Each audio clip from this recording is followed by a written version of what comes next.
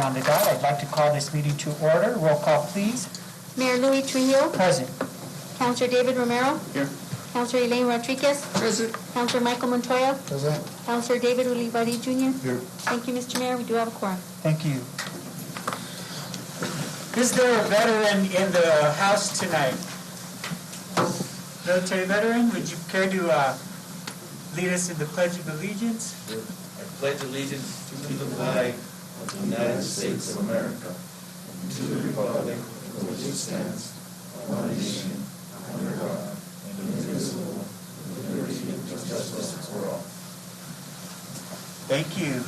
I'd like to take a few minutes just to recognize all the veterans in our community, the ones that fought the war, the ones that served, the ones that served in National Guard, that served in all other branches of the military, for all the veterans who didn't make it back home, for the families, for all the veterans who are protecting our country as we speak, and for all the veterans who gave of themselves and the families gave of themselves so that they could serve our country.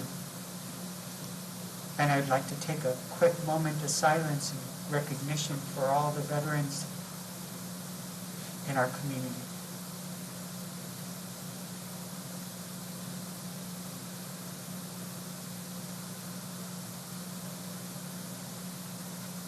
Thank you. And just a reminder, tomorrow there's a memorial service at the Veterans Park at 11 o'clock. So if everybody could be there, it would be wonderful.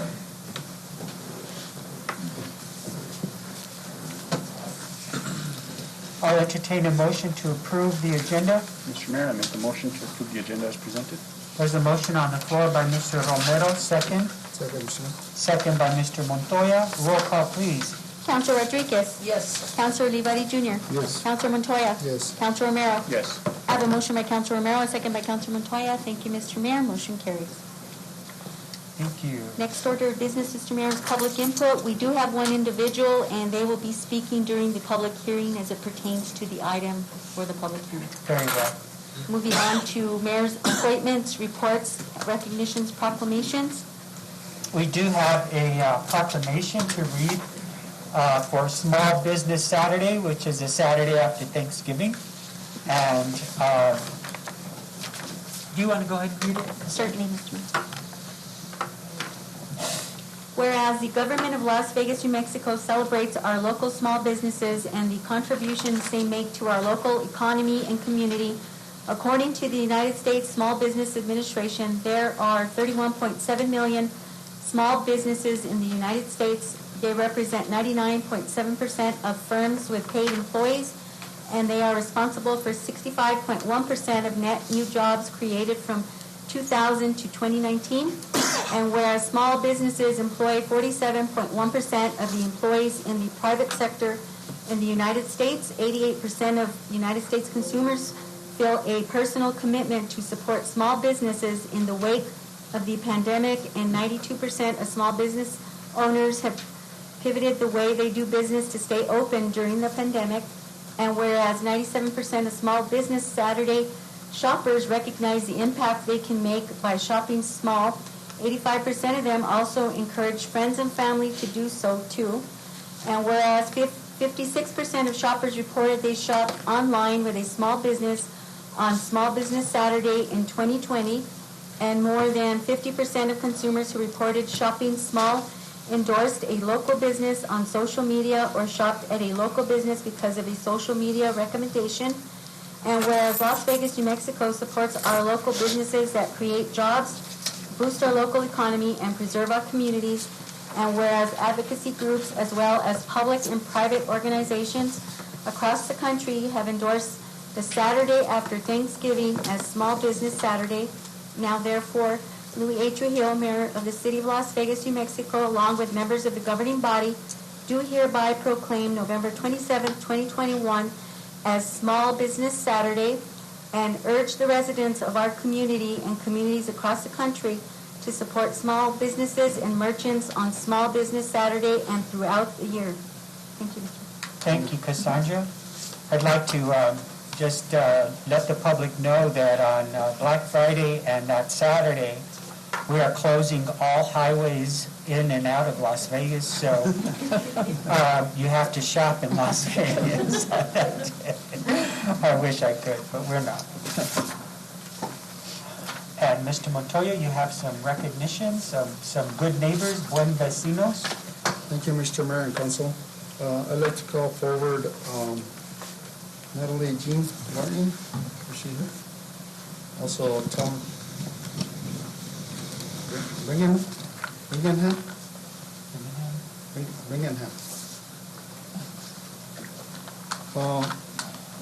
You guys can come up.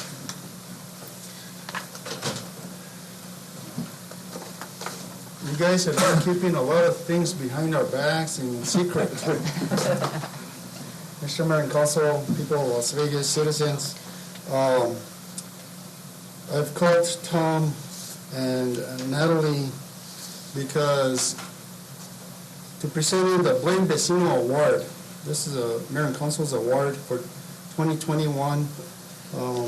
I don't know these individuals. I know they live around here somewhere. But I know that every time I used to come to City Hall, staff was helping out, giving out testing across the street. And I heard through little ears that these two individuals, Mayor and Council, have been given the opportunity to volunteer to administer the shots for the vaccine for COVID-19 since last year in January. And so far, I believe they have administered 7,225 complete tests, 464 positive results, 6,635 negative results, for a 6.5 positive rate. Now, these two individuals come from the background of medical. They're retired. And I thought it was really nice to recognize them because they do this out of their heart in order to keep people safe, themselves safe, and others safe. You know, it's important to me. The numbers are ridiculously high. And San Miguel is one of those numbers that are high on COVID. We've all had family and friends that we have lost through COVID. I know a family here in our community that lost 4 families within like 3 months, 4 members of their families within 3 months. And it's heartbreaking. And I have relatives in Washington that both got COVID. You know, there's a lot of people that have died through COVID. Whether we realize it or not, it's not a game. It's something serious. I encourage everyone to go and get your shots. I mean, I've taken my shots. Mayor and Council have taken their shots. I've taken my booster shot already. So I encourage you, if you care for yourself, your spouse, your loved ones, you know, take that shot and be safe. With that, before I give you these awards, I would like to give you a moment to speak on behalf of yourselves and who you are, where you come from, and how you got involved or whatever it might be. We got involved through Rotary, which has been supporting the testing procedures here. And we are the 2 people who seem to have shown up the most day after day and week after week. I would like to say that, to tell all of you how grateful the people who are getting the tests are for having them available. They are extremely grateful for us having made these tests available in this city and conveniently available. There are a number of other people, the city employees who work, who do the testing and do their jobs as well. There are a number of them, Adrian, Desi, Consuelo, Jeff, they've all been with us, and they keep the computers and make sure we have enough kits. They deserve a lot of credit too. And then there are a number of other volunteers who also deserve credit, a number of other Rotarians who have contributed. But I can't tell you how happy the people are who come through and get a test. And how grateful they are to have the tests available. And that's credit to all of you for making them available.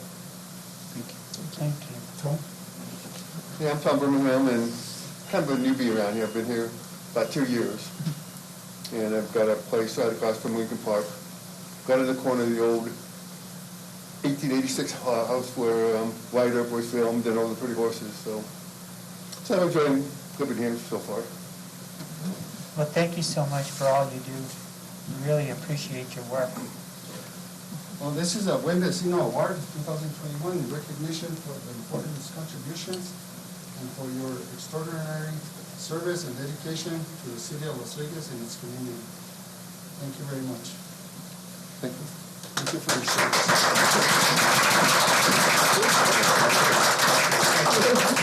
Thank you, guys. Thank you very much. Thank you, Mr. Mayor. Thank you, Mr. Montoya. Next order of business, Mr. Mayor, councilors' reports.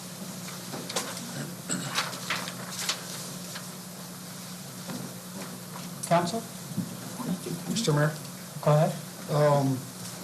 I received a text message or an email yesterday, I guess on OU for the Friday frescoes. I don't know if everybody else received it or not, but I would just want to put in my 2 cents. And we supported Friday at Frescoes this last year, but I believe that next year, I think that it should be a city event, Mr. City Manager.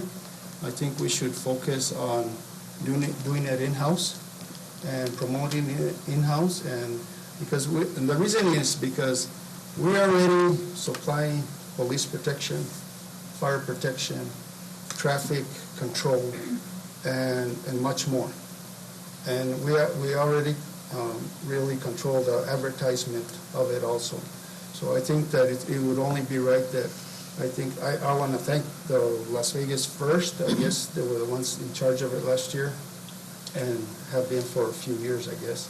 But I think that I would ask that Mayor and Council think about it, and maybe there could be some discussion and move forward on making it a city event and letting the city take over it and continue the same process and the same bands and stuff like that, organizations. But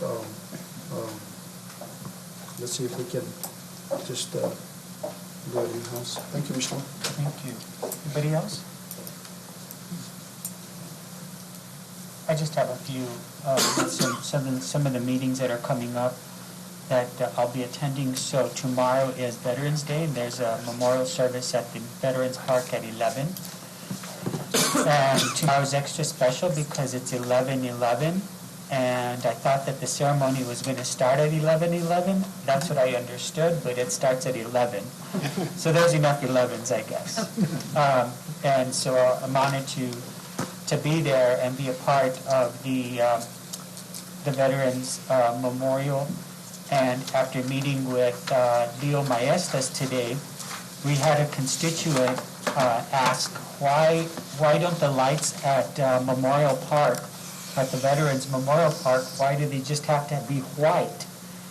And she gave a suggestion, why can't they be red, white, and blue during Christmas time? So Mr. Maestas talked to me today and said that the trees at the Veterans Park will be lit up in red, white, and blue during the Christmas season. So that's a good tribute for our community. We're working hard to make Las Vegas a destination for shoppers, and we will make it bigger and better as time goes on. This year we're going to. We're helping the local businesses with advertising and promotion so that we could get people to shop in Las Vegas. On Monday, I have a meeting with Congresswoman Teresa Ledger Fernandez, who is going to be talking about the recently passed infrastructure bill and how it's going to affect New Mexico and how possibly it will be coming to Las Vegas, and how she's working to get that money funneled through to municipalities in her district. So it's a very important meeting, and that's on Monday. Monday at 12, which is really wonderful. So that's about it I have right now. I've met with several constituents regarding several issues, and looking forward to resolving and moving forward with the completion of the paving on Bridge Street and National and some of the other streets. I also want to mention that every other Friday from now on, there will be a corner of the newspaper reserved for advancements for the city. That is where we're going to choose to announce different projects and phone numbers, contact people, etc. So the Optic is doing a beautiful job at helping us put together that's the one that's going to go out now on Friday. And as you can see, it has all kinds of good information there. So every other Friday, it will be there on the newspaper, just giving heads up to people about activities and so forth in the city. And thank you for working on this deal as well. Thank you. Ms. Virginia did most of the work. Thank you, Virginia. Appreciate it. Thank you. Next order of business? Mr. Mayor, City Manager's Report. We have Mr. Maestas. Good evening, Mayor and Council. I'd like to give you a report today of November 10th, 2021. First, I'd like to welcome our new employees to our family here at City of Las Vegas. We have, I believe, 6 new employees as of last month's meeting, and there's 2 on my list that are police officers, but I'll allow Police Chief to announce those on his report next week. So we move into Mr. Eric Hidalgo. He's a firefighter. Mr. John Ainsworth Jr., he's at the Recreation Center. Ms. Jansen Vigil, Public Works. Faith Valencia in our Water Department. And Christopher, those 2 will be police officers that will be next week's. We have 7 new businesses here in the city of Las Vegas, starting with Duke City Services, Johnny's Express, Weave and Gather, Felix Jaramillo, which is an IT contracting services here in town, 2 Horses Construction, Mal's Construction Company, and Elite Care LLC. I wanted to give a quick update on some of the surplus update that Council had set aside monies for certain items, just to give a quick update on some of the items that are coming in or getting ready to come in. Our John Deere tractor, which is the image you see there on the bottom, that is ready to be picked up. It'll be picked up next week. Moving into the snowplow, that will be here in 2 to 3 weeks. These are all items that we were able to procure quickly and get our hands on. Everything is back ordered due to freight and shipping things. Some of our items aren't due to come in 30 weeks. So City Hall, our audiovisual upgrades, we've moved forward with the contract with AVI SPL to do the upgrades in this building, in this room here, but that equipment won't get here and for install until March or April. We were able to get our hands on 2 pieces of playground equipment, actually 3 pieces of playground equipment. One of those will come out of different monies tied to the ICIP, monies tied to Cristón Park monies. The other 2 we procured as well. The council can decide where they would like to put those. Everything else wouldn't be delivered till the spring of next year. So we had to move quickly on those 3. Those will be shipped and will be in our possession by next week. Then we will move into installing those. We want to at least install one of them up in Cristón Park right away. And then due to scheduling with the contractors that are certified to install playground equipment. Moreno demolition, we did receive 3 quotes. We went out for bids. They were all over budget. So we went out, we pulled back the scope of work a little bit so we can get it within budget. That bid opening is this Friday for those bids. That's good. Our Angel Armor vests, some of our officers have already been fitted, and we have new recruits that are still yet to get fitted, and most of those will be delivered by the end of the year. They actually have to be manufactured to the size of each individual. Is that correct, Chief? Yes, sir. Moving into some road projects that we used surplus monies on, we did have a project going on, or everybody's well aware that we have a project in the Plaza area. Our project was slated to end on 12th Street on National. Highlands did a road project from 8th Street to 11th, so we chose to use, with the council's approval, a section in between of the two projects to fulfill that, so we'll have one new stretch of road, which would be between 11th and 12th Street. We're also looking at paving in front of Lady of Sorrows Church and the county building from the plaza, our current project, to New Mexico Avenue, so we'll have one clean stretch all the way to 8th Street through that area. We've been in discussion with P&M to convert our lighting system, all our light poles in Las Vegas. So there's an initial cost to this conversion, which is the number you see on the bottom, $238,000. That is to convert, actually 882, if you can follow my cursor there, 882 light poles in Las Vegas are actually P&M light poles. So to convert all those light poles, it costs $238,000 to LED lights. We currently, if you can follow my cursor there on the bottom right corner, we currently pay, the city of Las Vegas pays $263,000 a year for the energy usage on those poles because they serve our constituents. If we were to convert the P&M light poles and our light poles, we would be only paying $152,000 a year. So that'd be just over $100,000 savings a year. $150,000, I'm sorry.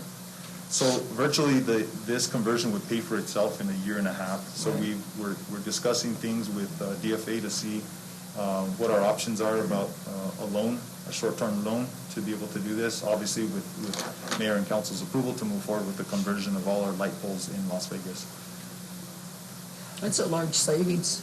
Yes, ma'am, it is.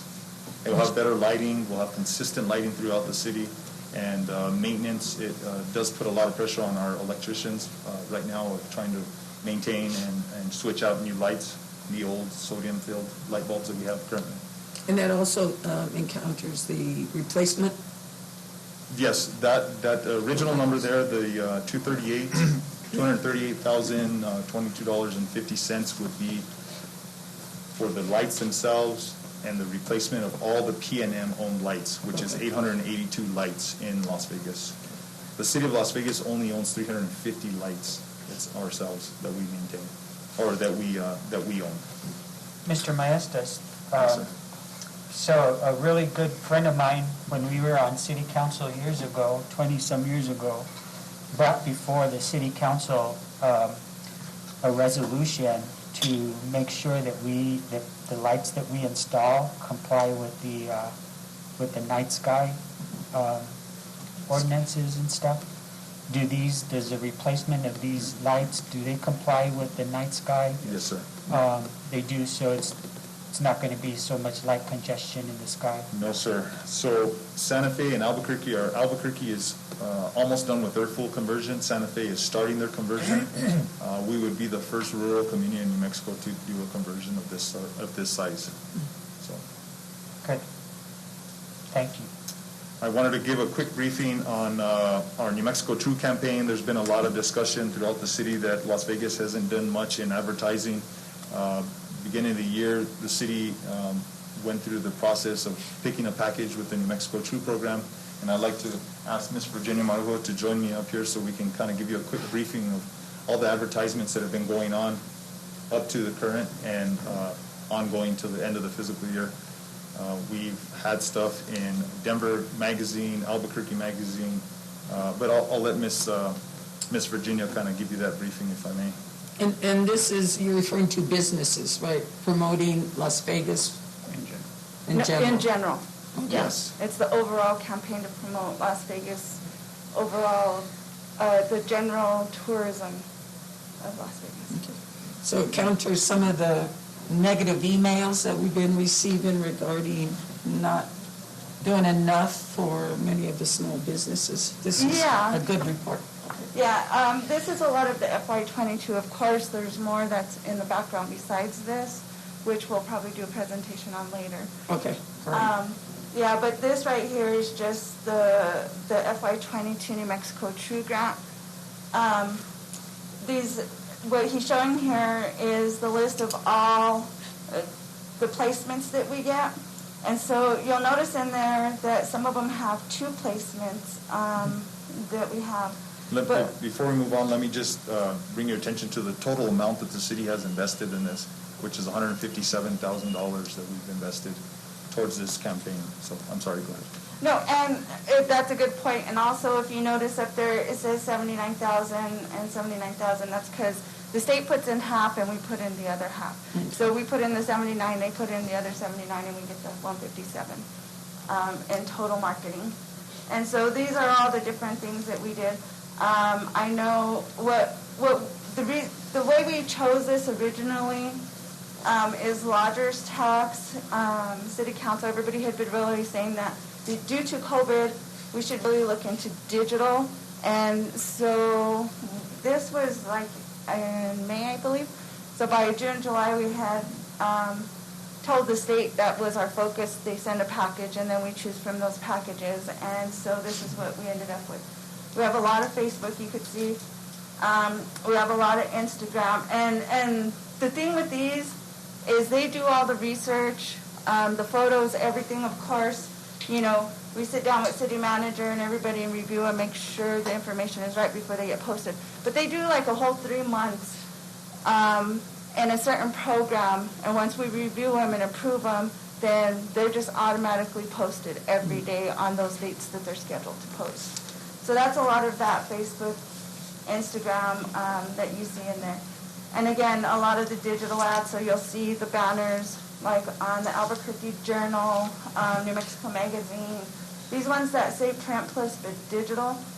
So, for example, the New Mexico Magazine advertorial, I think you have that one right. Mm-hmm. That one's the Albuquerque. So this one focused on food. So we'll have some advertorials like this, and you'll see right here on the side is Las Vegas. And this one was, they're calling this the foodie campaign. So it talks a lot about all the different places in Las Vegas that are unique and deal with our culture. So this one is the Albuquerque guide, and then we have, actually this one here, this ad, if you can scroll down a little bit, Leo. That photo right there is one of the major full-page ads that goes in Denver, all over the place. So Las Vegas, New Mexico Chew just sent out their newsletter, and if you scroll up a little bit, this is what they wrote in it. It was a featured image. You guys weren't here before, but a couple years ago, this is our second one that has been featured. The first one was actually how New Mexico Chew campaign won a national award, and that was very exciting. So since then, we really hadn't had any, and last week they put this one out as the featured image. But this one is one of the full-page campaigns that goes out through Denver, Albuquerque, Texas, all of New Mexico, and various other places. And then we have, this one here is the Texas Monthly. This one just came out. And so we have it in the actual Texas Monthly magazine and in this digital campaign that they have as well. And we can send all the links so everybody has time to read through each of the articles. Yeah, I can send those links out too. And then we have the other one, which is the New Mexico Magazine one, and I think you have that one too. It's one of the PDFs. Yeah. And just a disclaimer, my image is in this, but this image was taken a year ago. This is before my position here. And we actually created this ad before he came and said there you are. Is that at lunch break?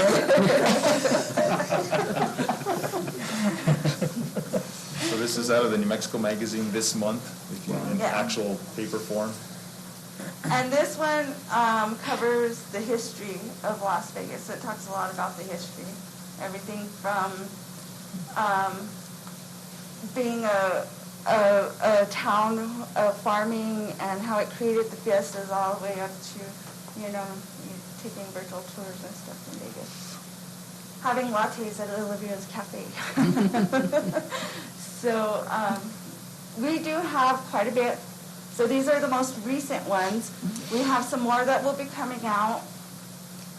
We have deadlines now coming up in, I believe, January, and up, as you can see, the next ones will all be between April and July that they'll go out and people will see. We also, in that email that you have, there's those little digital campaigns. These are banners I was telling you about. So you'll see all these different banners. Again, we did this one before he came in. So when you visit TripAdvisor, when you visit Facebook, these are banners that come up automatically. They call it organically on the web pages. And that's part of our True campaign. So then that allows us to assess some of the outcomes in regards to how many people actually click onto that digital web page, and so then you can determine if this is an effective ad and if you want to renew it. Correct? Exactly. Okay. Yes. And the good thing about it is we have two ways of getting those analytics. So one is through New Mexico True. At the end of it, they'll send us all the analytics from their side and what they gather.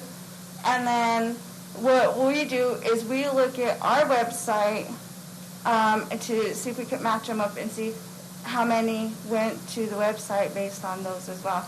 And we actually, I just completed the Advanced Google Analytics Academy, so now we can specifically tie in to each of these campaigns and get specific numbers for each one. So we'll be setting that up soon too. Oh, that's great. That's good information. Is there any way that we could include those ads on our webpage? Yeah, we can create a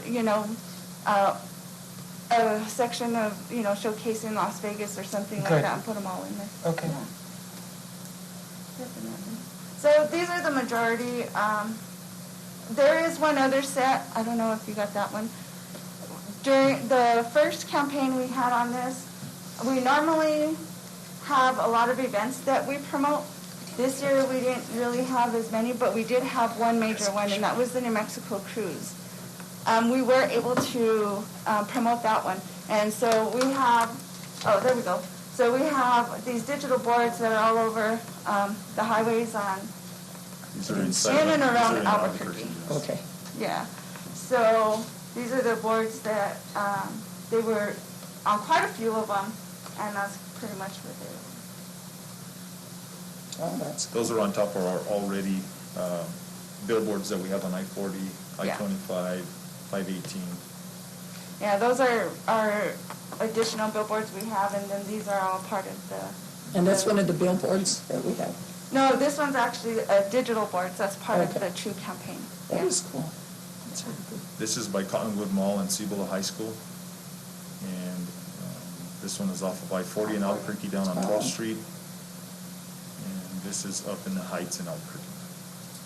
And there's a couple other ones I wasn't able to gather the pictures from, but yeah. And like I say, there's still a whole other half of the year that we have to do with them, so we'll be doing that. Can we get a copy of that too? We will send this out. It'll show you the dates of when it's going to be publicized in each of those publications. Okay, Yeah, good. it has the dates that they're due, it has the dates when they'll be published, and then it tells you where they'll be at, like if it's Albuquerque Magazine, New Mexico Magazine, Facebook, all that stuff. And then we also have that still photo shoot and the video one that we got to do. We've always done them, but we've done them kind of mid-winter, fall kind of, and so we haven't gotten quite the pictures that we want, the photos. So what we did is we spoke with the New Mexico True, and they said it was fine that we hold it off until the spring so that we can get spring and summer photos and really showcase the colors around here. Mm-hmm. Yeah. And that's, Thank you. any questions? Mr. Mayor? Go ahead, Mr. Romero. Quick question. So how are these events selected and the certain pictures, how are those chosen? Is there a committee or how is that? So with those, it's always been in the past that the event planner and the director work together to get this information from whatever event is happening. And as long as we can get that information by the deadlines, then we can, market their event. But they also have to meet our guidelines, and they have to meet the state's guidelines on design before they can be accepted and put out, because the state won't let us just put anything out there. And the other question or comment, I guess, would be, obviously, we see that the New Mexico Trot does get the word out about Las Vegas. Would future more investments into New Mexico Trot be much more beneficial to the city than kind of what we're doing, just kind of, with certain, because we get the match 50-50, so our investment into New Mexico Trot might be better off.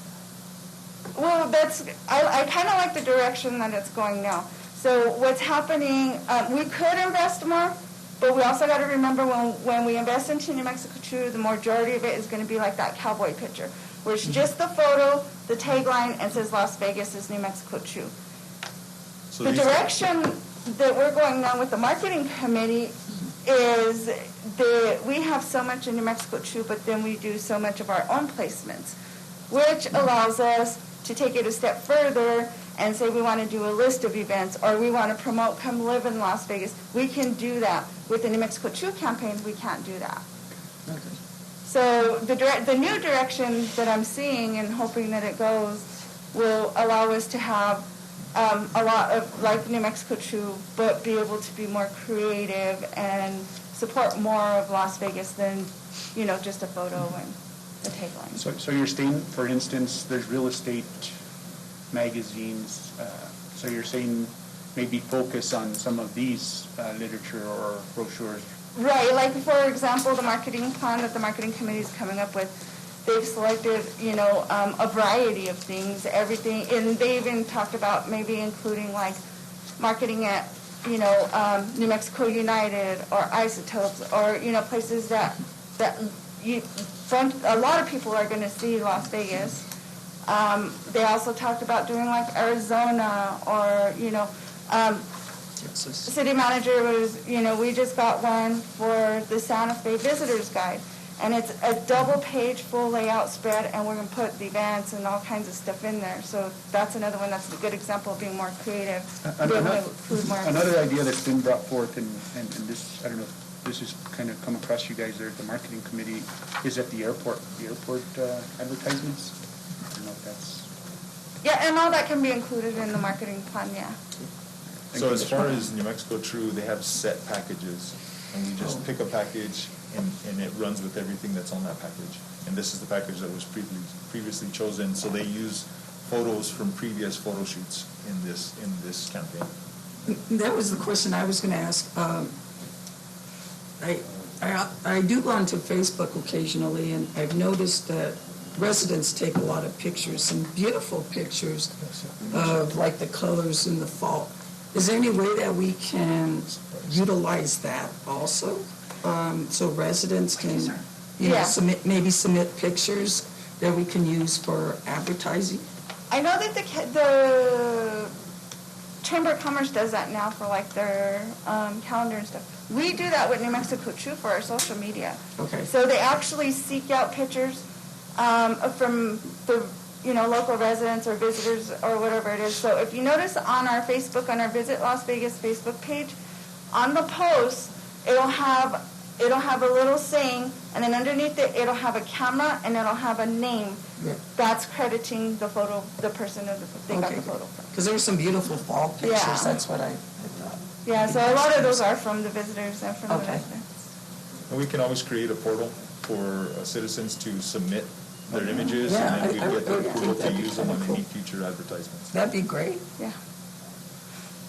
Thank you. The last thing I have on my presentation, we did receive Main Streets and Chamber of Commerce quarterly report. We just received them, so we'll start looking at those. We'll also send it out to all the council and mayor for your review before we go ahead and pay those out to make sure that they've met the criteria, met the scope of work for the first quarter. Also, we're happy to announce that we've added extra hours for our trailer days at the solid waste transfer station. It was every other Saturday, but now it's going to be every Tuesday, Thursday, and Saturday of every week. So we get a lot of calls on that, a lot of concerned residents that would like to take their solid waste. Every So day they have a is- day off, so we're trying to accommodate them, or giving extra trailer days. Mr. Mayor, Mhm. can we publicize that next time we go on the radio or anything like that? so Yes, people it is are aware already on our website. of that change up? In that newspaper. Yeah, It is. And it is on the newspaper. Okay. It is also in the newspaper, yes. Thank you, I Maria. stand for any questions, Mayor and Council? And that's all day, right? Tuesday, Thursday, and Saturday? Yes. Saturday's 9 to 12. Okay, so can you make sure you put those times with it? They are on the website. Okay, cool. Maybe that should go on a billboard, Yeah. picturing. A quick update, again, this image here gives us a little breakdown of our holiday schedule that we have coming up. I don't know if you folks know that we have Turkey Trot. It's a 5K run that starts at the gazebo on El Camino and Cinder Road. We would head south to on the River Walk all the way to Bridge Street, and then up Bridge Street and end at the Plaza Park. Moving into our Christmas events, on December 4th, we're going to have Santa in the park giving out presents to our children. We'll have a box for them to put a wish list into, and gets mailed out for them. At 6, I believe it's 6 o'clock, we will be having the lighting of our traditional Christmas tree in the park in a new location that we are excavating in the park as we speak. And we'll move into, at 7 o'clock, our annual electric light parade. Mr. Mayor. Mayor and Council, I'd like to thank Mr. Maestas. He did an awesome job. He took his music and the whole works down to our Halloween Trump festive up at the Safeway parking lot. And I think we had probably 3,000 kids go by there. I want to thank the police department, the fire department, and all volunteers and everyone that took candy for the kids. I think it was awesome, and I think next year it's just going to get bigger. I had the opportunity to visit Los Alamos, and they have the whole street blocked off, and they have all kinds of decorations, and they have all the vendors and all the nonprofit organizations there donating and giving out candy for kids. Really awesome, and they've been doing that for a long time. But it'd be nice to kind of copy them and get everybody involved next year. But thank you for an awesome job. I think the kids really enjoyed it. I didn't get one customer at home, so I think they were all out there. So, thank you. We do want to up our game when it comes to our events for our youth. We want our children to be proud of Las Vegas and take some ownership, and maybe we'll retain some of those youth when they get to that graduating age. So. Thank you. Thanks for all your work, Mr. Maestas. Thank you. Next order of business. Mr. Mayor, we have presentations not to exceed 10 to 15 minutes per person. Our first presentation is by Dr. Elizabeth Juarez, speaking on the Piñon Visionary Award that the Hermit's Peak Watershed Alliance received for their extraordinary contributions to the Las Vegas community.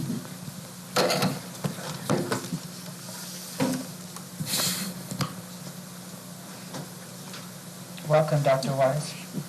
Thank you, Mr. Mayor and Council. It's a real honor to be here. Let me just take a moment and make sure that everything's on.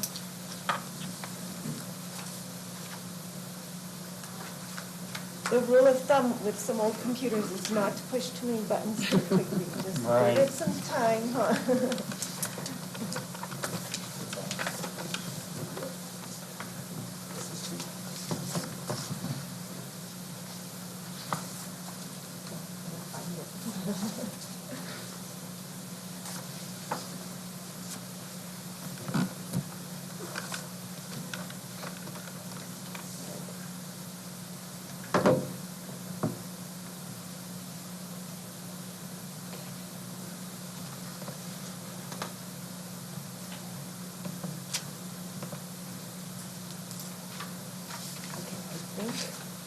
Okay.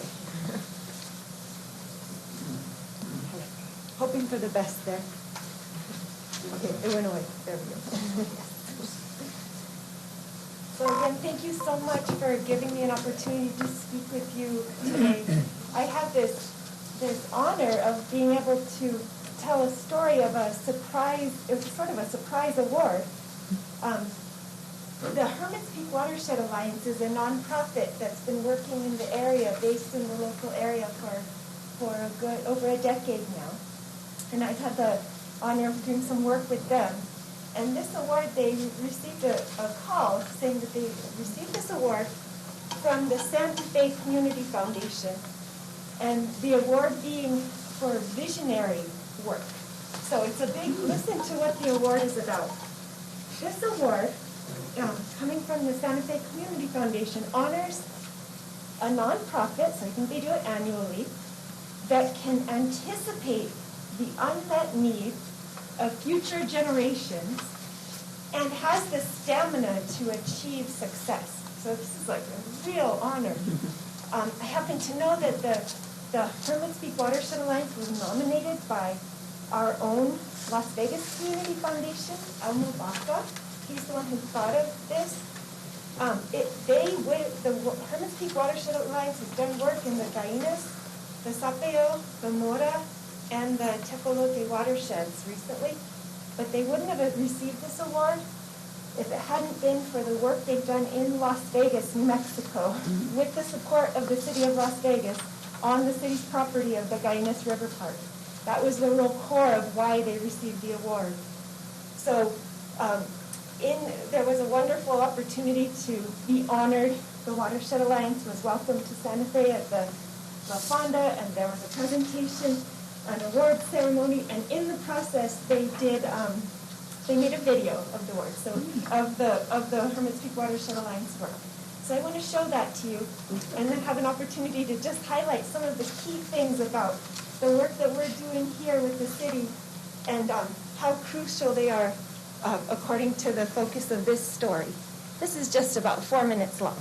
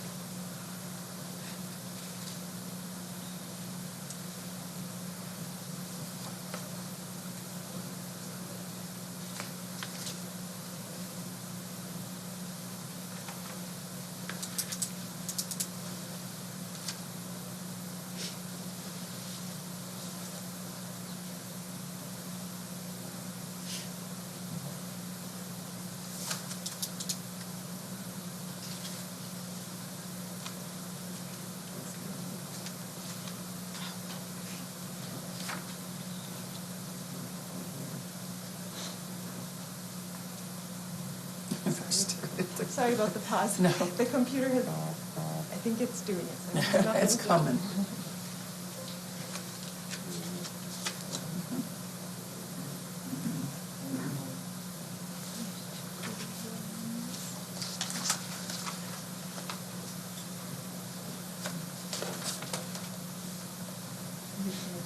I think it's doing it. It's just really trying to release. Yeah.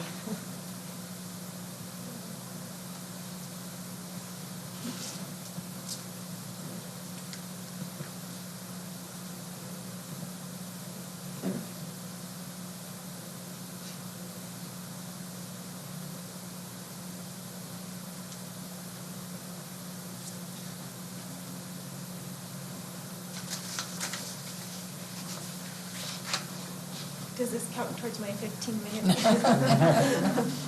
Time's up. Now you see why we approve new technology in this room.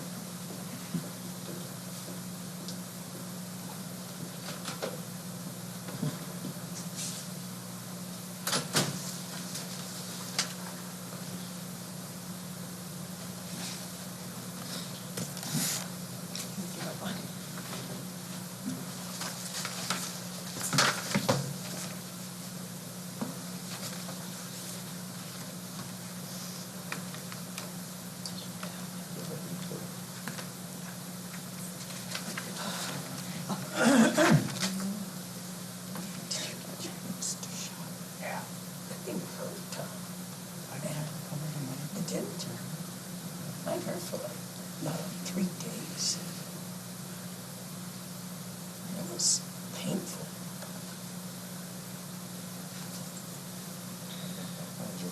I don't know, this is the city computer.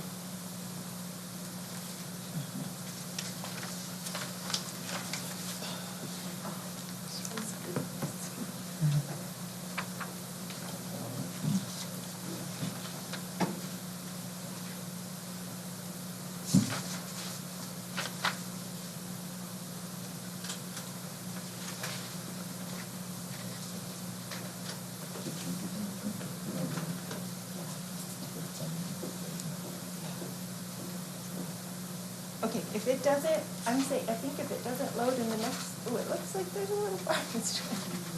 I can always share the link with you and then tell you about it. Oh, here it goes. Oh, there you go. You have a magic touch.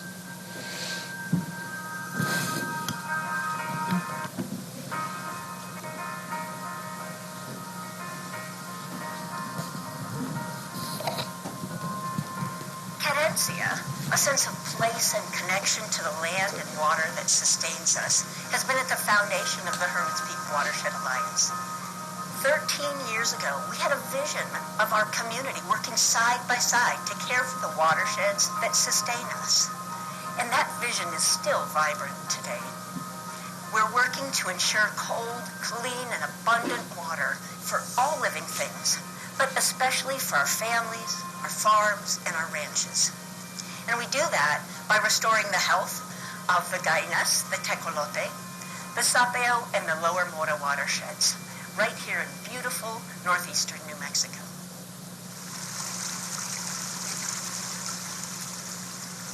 HPWA envisions a revitalized and sustainable watershed that mutually supports us all. Through assessing and monitoring our land and water, we identify restoration strategies and priorities. HPWA fosters watershed stewardship by providing educational materials, holding workdays, securing funding, and helping landowners refine management techniques to improve land productivity, all while enhancing our community's long-term economic viability. We've worked with over 35 landowners to improve about 30,000 acres and restore 15 miles of river. With help from many community partners and over 50 interns, we've teamed up with all sectors of our community: children, families, retirees, normal folks, and professionals, elected officials, and government organizations. We try to bring people together by finding common ground with the foundation of a clean and abundant water supply. We try to listen and then lead.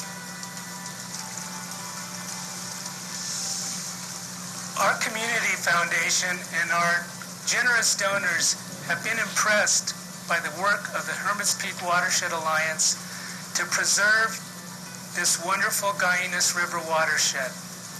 We have seen over time that the Hermit's Peak Watershed Alliance has attracted over 2,500 local volunteers to participate in planting charrettes, cleaning campaigns, and replanting of native trees and wildflowers for the enjoyment of today's generation and future generations to come.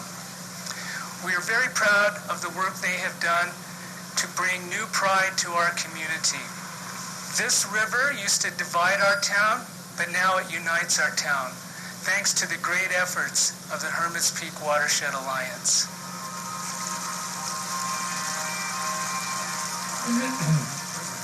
We will not rest. There's so much to do as we work to build a community of Carencia. With HPWA's leadership, together our communities will care for our land and water with understanding, adequate funding, and willing hands. Our lives and those of future generations depend upon it.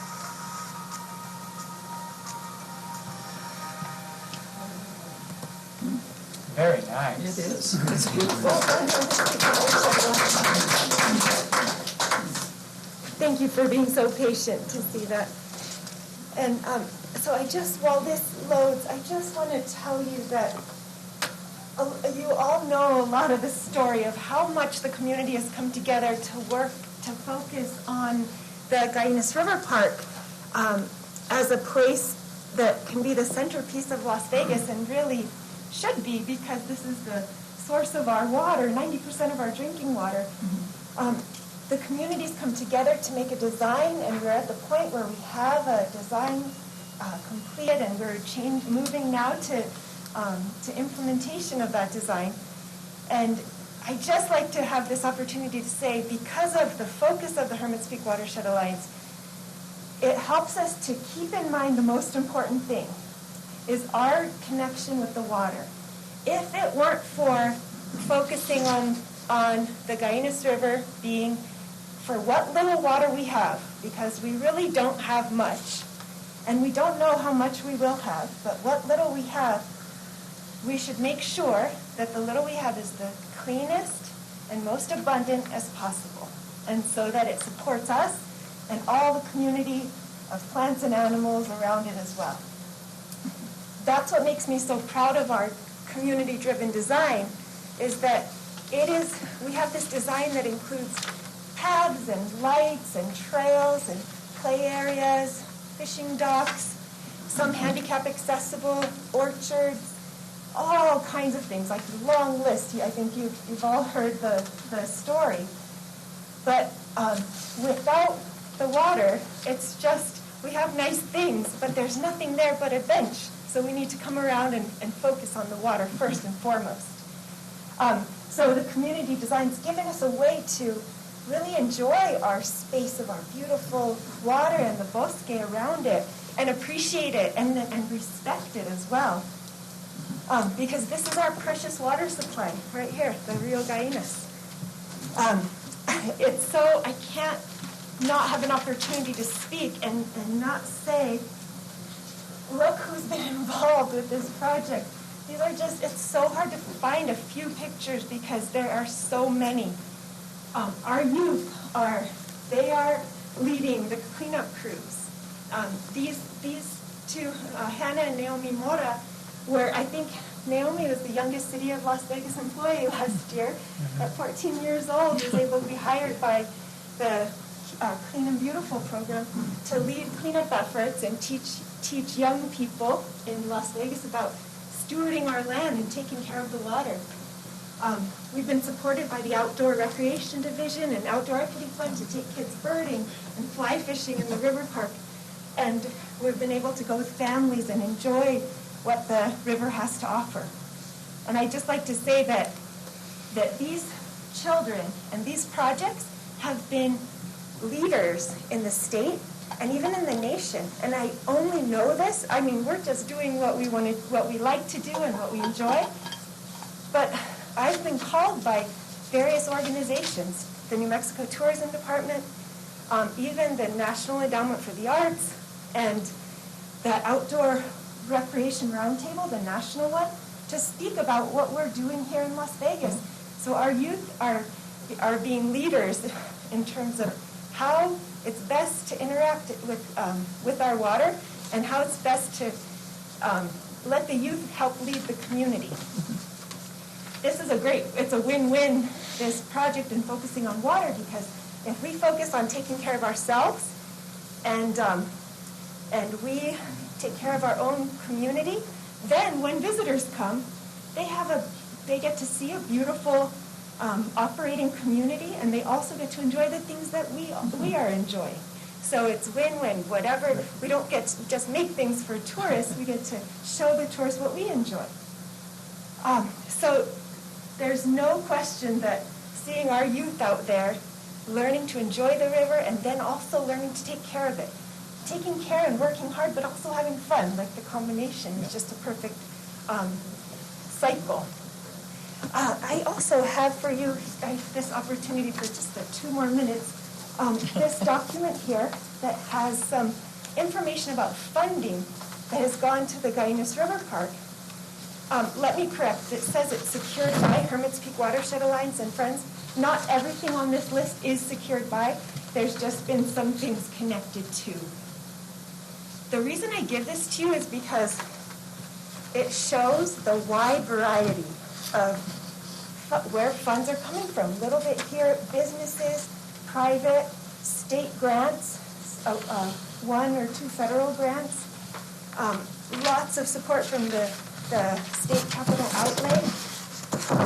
This list, by the way, it does not include the recent DOT-funded PAC that was a collaboration between the county and the city. That information wasn't known, so I just didn't list it on here because I didn't know the exact number, but that's not listed. This also doesn't include the years of the city's funds and Tierra y Montes soil and water conservation funds that have been put into the river park. So this isn't comprehensive, this is just recent. Some of these funds include funds for, like in 2018 when we were having Riverfest, funds to help support the Riverfest and have a celebration at the river park. Some of the funds are for instance, in 2018, the National Endowment for the Arts federal grant. That was to put on a community design workshop in order to get the community together and really understand how to translate the community's vision onto a conceptual design. That's the conceptual design we use to make the actual design. So all these funds, and there's so many of them, and please just read through. I'm going to highlight a few. Notice there's 2 different ones from 2021 and 2020 where there's a grant that's been the second round. So we have the New Mexico State Tourism Department. We're on our second round of the Keep New Mexico Clean and Beautiful program because they loved seeing the youth help out with the work we're doing. And also we're on the second round of the Outdoor Equity Fund grant. So notice too the total budget, how much has been contributed just with this kind of isolated area. This is almost $2 million in 4 years, not even 4 years. We have an estimate for the total project budget. By the way, one of the big item budgets is the river restoration work that Hermit's Peak Watershed Alliance secured from Bridge Street all the way down to Prince. That came in 2 phases. That comes to about, I think it's close to about $800,000 of work to do to reintroduce meanders, to address stormwater issues where the stormwater's been coming in dirty and hot and fast, so to cool it down, slow it down. Those are big budget items on here. And then there's things like private donations for trash cans, because citizens say, oh, we'd love to see more trash cans, and then they donate. So lots of variety here. There is a sense of what the project total estimate is for river restoration and the park elements, but I want to keep in mind it's a bit difficult to see. We have $2 million here raised almost, but it's not all that money is directly for things. Much of the money is programming to get youth involved. We're writing another grant now to extend after our wonderful experience with the Senior Day, and we got to take seniors on tours with the golf carts. There was such a great response that we're working with the Senior Center now to do that and include other interesting tours there. So lots of programming to keep our people involved, so it's not just things. So I'd like to leave it there and offer the chance if there's any questions. I hope I could help to answer them. Mr. Romero? Thank you, Ms. Vados, and everybody that's been involved. Just going off on top of what you were saying, that as much has been raised, but if we go through the budget, and I think this is a big important part, is you see that it was over $105,000 in plan and design is what we spent. So we just, there's a lot of, you can't just create a water, the river walk, and there's a lot of planning that has to be done, and just, allocations to that, it's been $105,000 in that alone. So I think, on top of what you said, programs, it might seem like, $2 million has really gone nowhere, but it does take a lot of money, and at the end, I think we're at that part where we've already invested so much into it. Now we'll start seeing the physical things eventually. We're right at that point to where a little bit more, and we're seeing that progress. So thank you guys for everything that you guys have done.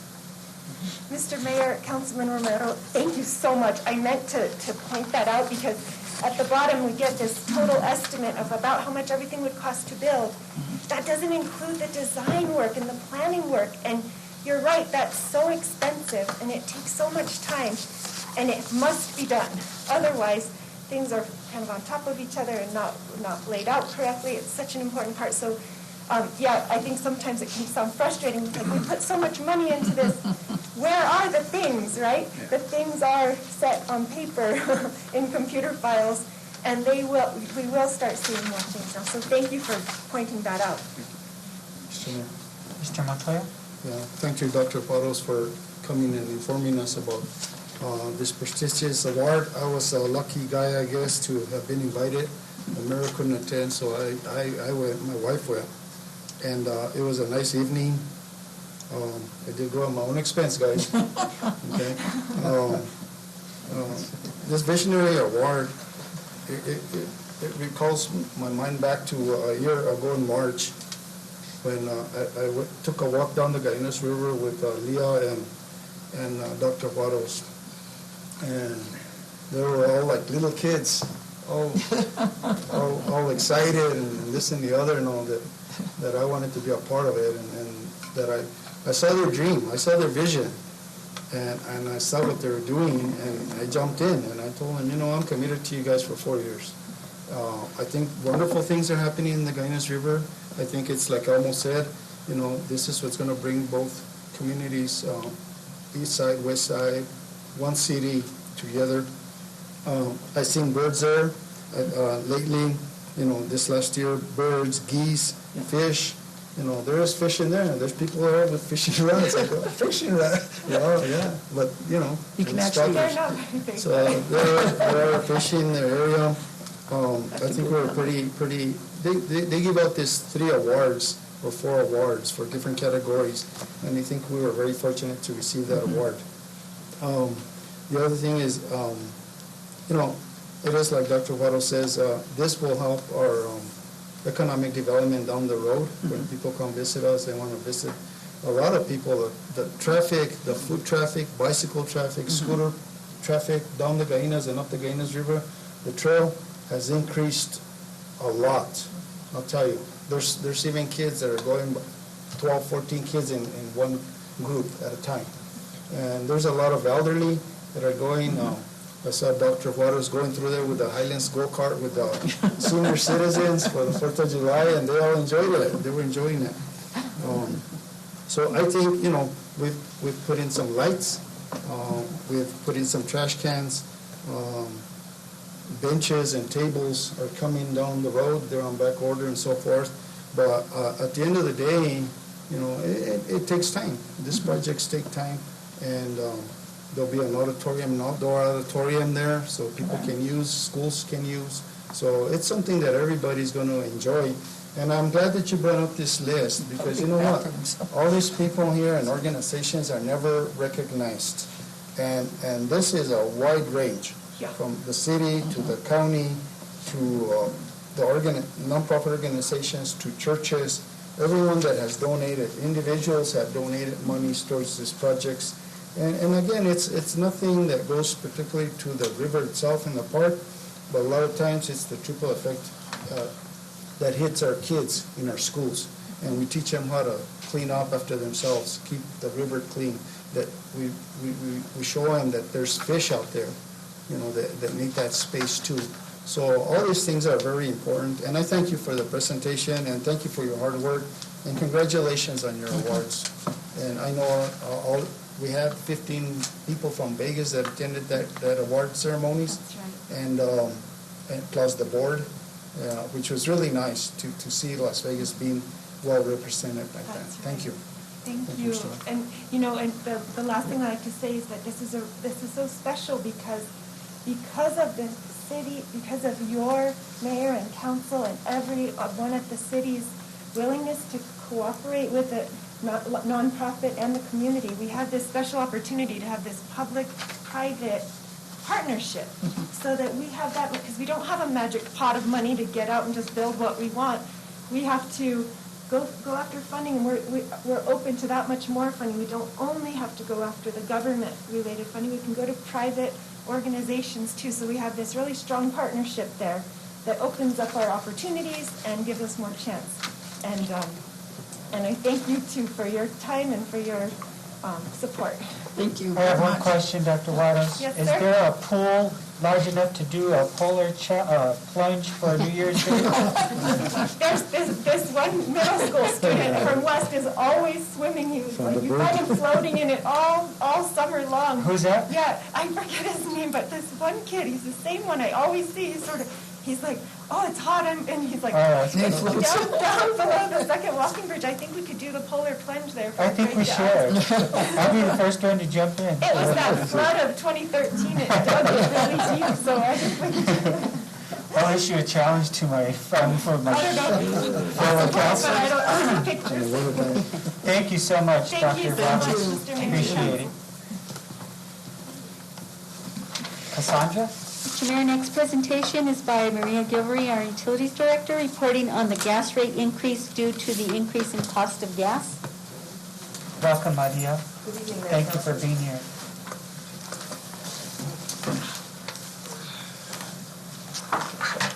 Mayor and councilors, every year, usually around early to mid-October, the Utilities Department receives a letter from ZIA, which is our City of Las Vegas gas provider, that lets us know if there's going to be any changes to the cost of gas for the upcoming year.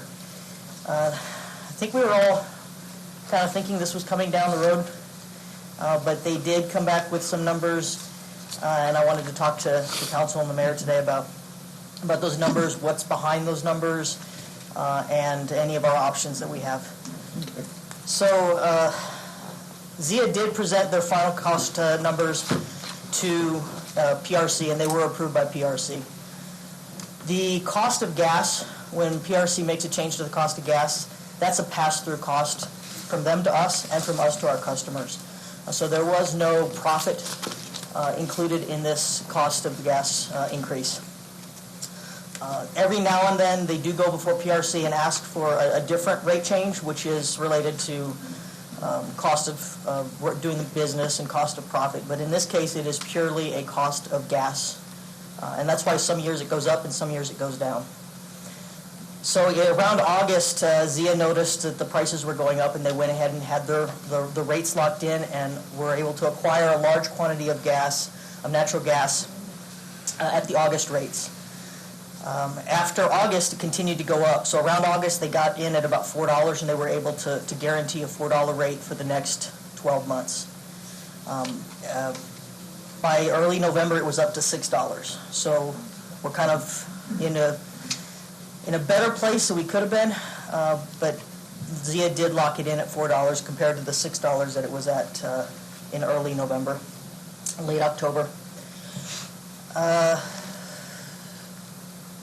So why this happens is, in this case, the information that I'm researching and receiving, and there's an article actually from September in the Albuquerque Journal that talks about the supply and demand issues, and that's contributing to the increasing costs across the board for whether it's vehicle gas or, in this case, natural gas. But about a year ago, production was decreasing in the Permian Basin, and so there was less supply available to the market, as well as companies were jumping in. For some reason, there started to be new pipelines were being built, and so now you're sharing the material, the fuel, with a lot of suppliers. So those two things have resulted in the cost of gas increase, are two of the things that have contributed to the cost of gas increasing. So I went ahead and what I do every year is I look at the city's ordinances and I review the formula. And the city authorizes every year the cost of gas to be passed through directly to the customers, no markups, no nothing, but also allows for looking at CPI impacts and lost gas. Because the particular portion of this, the cost of gas went up as much as it did, which is about 26%. The decision was made to not make any increases in the cost of service or any other components of what a customer pays.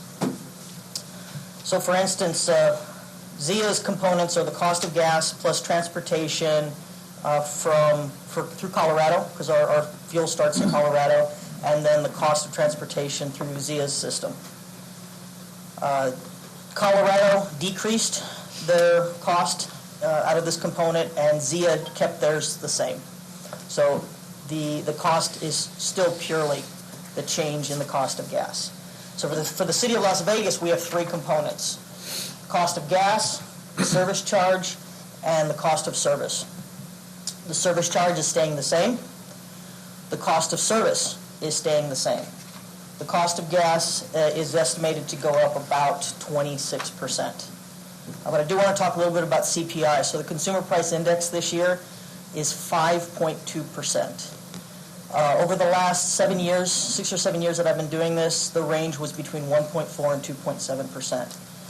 So with our current reserves in our gas fund, I did talk to the finance director. I don't think we need to make a change in CPI. I think we can address that through our cash reserves. The cost of gas is something that we do need to pass on. So a comparison would be last year, the average that a customer uses is about 5 MCFs in a year, per month, every year. But that's taking it at 1 or 2 MCFs during the warmest part of the year and 10 plus MCFs in the coldest part of the year. So I looked at two things when I wanted to provide this information to the council for your customers, for our customers. So an average regular 5 MCF month would have been $45.15 last year, and it's going to be $56.98 this year. And again, that's a 5 MCF to 6 MCF month. Can you repeat that? Yes, ma'am. So the 5 MCF to 6 MCF month, which is on the lower end, is going to be, last year was $45 a month, and this year will be approximately $56.98 per month. And it's, again, an average, not everybody's average. Some people will use more, some people will use less. But what I wanted to point out was probably even the more impactful way to look at this is our winter averages. So during the winter time, people will use up to an average of 13 MCFs. Again, some more, some less. So at 13 MCFs last year, it was $101.39. This year, it'll be $111.79. So it's expected to go up by about $10 per month per customer. And I did look at New Mexico Gas, and that's about what theirs is going up as well. And again, I want to point out, it's for the average customer. So some customers who don't have great heating or a well-insulated home, it could be much more. Or those who keep their temperatures much higher, it could be more. And for other people, it could be less. So again, I want to keep pointing out that this is a pass-through cost. The city is not marking this up. The city is not making a profit off of this. It is the actual cost of gas, and this is nationwide. I did go today and look at the nationwide trends, and they have gone up over 100% since January. And the trends have it continuing to go up through the next year. So hopefully it won't. Hopefully things will change before October of next year. But the trends do show an increase. I have to excuse me, I have to throw up. Just kidding. There's so much, and what's important here that we want to communicate to the public is that we don't set the price as the city of Las Vegas. We don't say, well, although we could say we're going to charge this much. These rates are approved by the Public Regulation Commission, by PRC. For whatever reason, PRC feels like they have to accept that change. I don't know what's causing the increase in the price of gas nationally or, internationally. It could be an international problem for all we know. That's how big it is. Yes. It's not even localized to something that we can control. It's really sort of like a global issue that filters down to the states and then eventually comes to hit our pocketbook. And so I'm appalled, one, that PRC continues to approve these rates, knowing that we have just surfaced, or we're surfacing from a pandemic, the huge unemployment in our community, the number of people without jobs. I mean, on and on and on. If you look at this as a social problem, this only compounds financial disparity and inequality even more. When you look at what a big impact it's going to have, everybody might say, well, it's $10 more a month, you know, but that's a lot. That's a lot of money per month, and that's just a quick, for example. It could be much more, $50, $80 a month for people who use a lot of gas. And I just want to make sure that the public knows that we have as much control of this as the dog on the street. These are prices that are handed to us. These are prices that are agreed upon, and for whatever these gas companies, whether Zia, you know, I don't know how they can justify that amount, but I wish at some point a company like Zia would come out with a rationale as to why the consumers are having to pay that much. If this is a national problem, and if this is a whole problem happening all over the United States, at the least Zia could do is come up with a flyer that we can send to the public so that they'll understand in no minced words what the issue is and how they derived at their price and why they want an increase. Not a 5%, not a 6%, or 10%, 26% for a gas company increase is ludicrous without me understanding why. We can sit here and we can say and we can think we know the issue. I happen to think it's a much more global issue than it is a localized issue. But I'm appalled at two things. One, that the PRC continues to okay these prices at the state level, passing it on to our state citizens and to our citizens. And I'm deeply appalled at no or zero explanation from Zia. I'll bet they have sent you an explanation as to why. So, Mr. Mayor, thank you. And what they did send me was their standard report, which is a lot of technical jargon, but they did take my phone call today. So I was able to sit down and speak with Leslie today and ask some questions. I was able to find an article, and I'll provide the information on the article, which is from the Albuquerque Journal, which came out in September, and talks about the increase in gas costs, as well as the statement in there that this particular time of year when they make these changes, there is no authorized profit increase. So when it goes through PRC, PRC is required to make sure that they are not increasing the price with profit as part of the calculation. But the other thing that I did learn today, and I had recalled this before, but was refreshing my memory, is part of it is absolutely international. Some of our natural gas is being sold overseas. It's going to Europe in large quantities. So the supplies that we do have are not staying in the United States.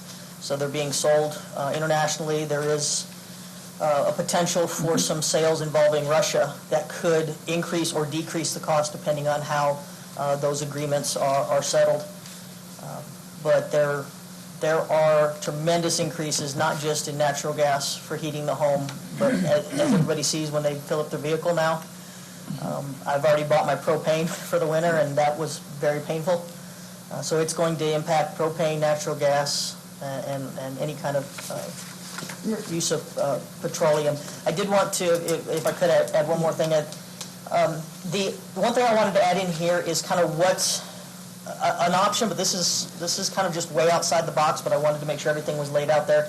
We get our natural gas from Colorado through Raton, through a section of Zia pipeline, roughly 25 miles, and then it comes to the Las Vegas pipeline, and we're at the end of the line. So we're the last customer for Zia on this line.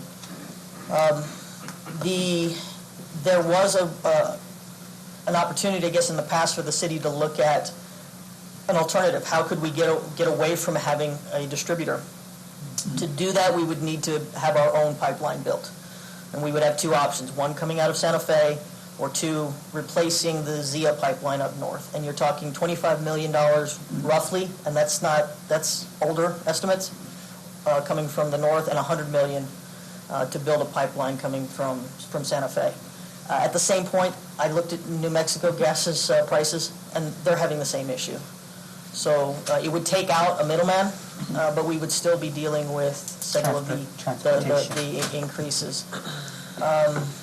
The issues that happened in February with Texas and southern New Mexico, in this article it talks about, I believe it's in this article, it talks about that just because of that, New Mexico gas prices are going to go up $5 to $10, not even based on gas costs, but because of how much they lost during the freeze of February.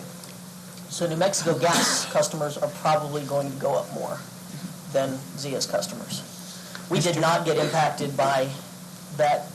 We happened to be blessed where our gas was coming from in February, that we were not impacted by the situation that happened in Texas in February, or southern New Mexico and Texas.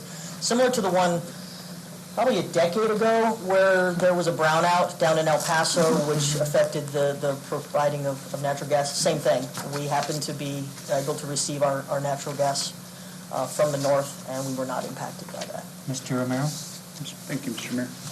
Maria, I just kind of one question. When these hearings go before PRC, are the city of Las Vegas not notified so we have some kind of public input at these hearings? Or are we being avoided completely? Council, I don't know if there's a hearing or if they're just required to provide their proposals to PRC for review and approval.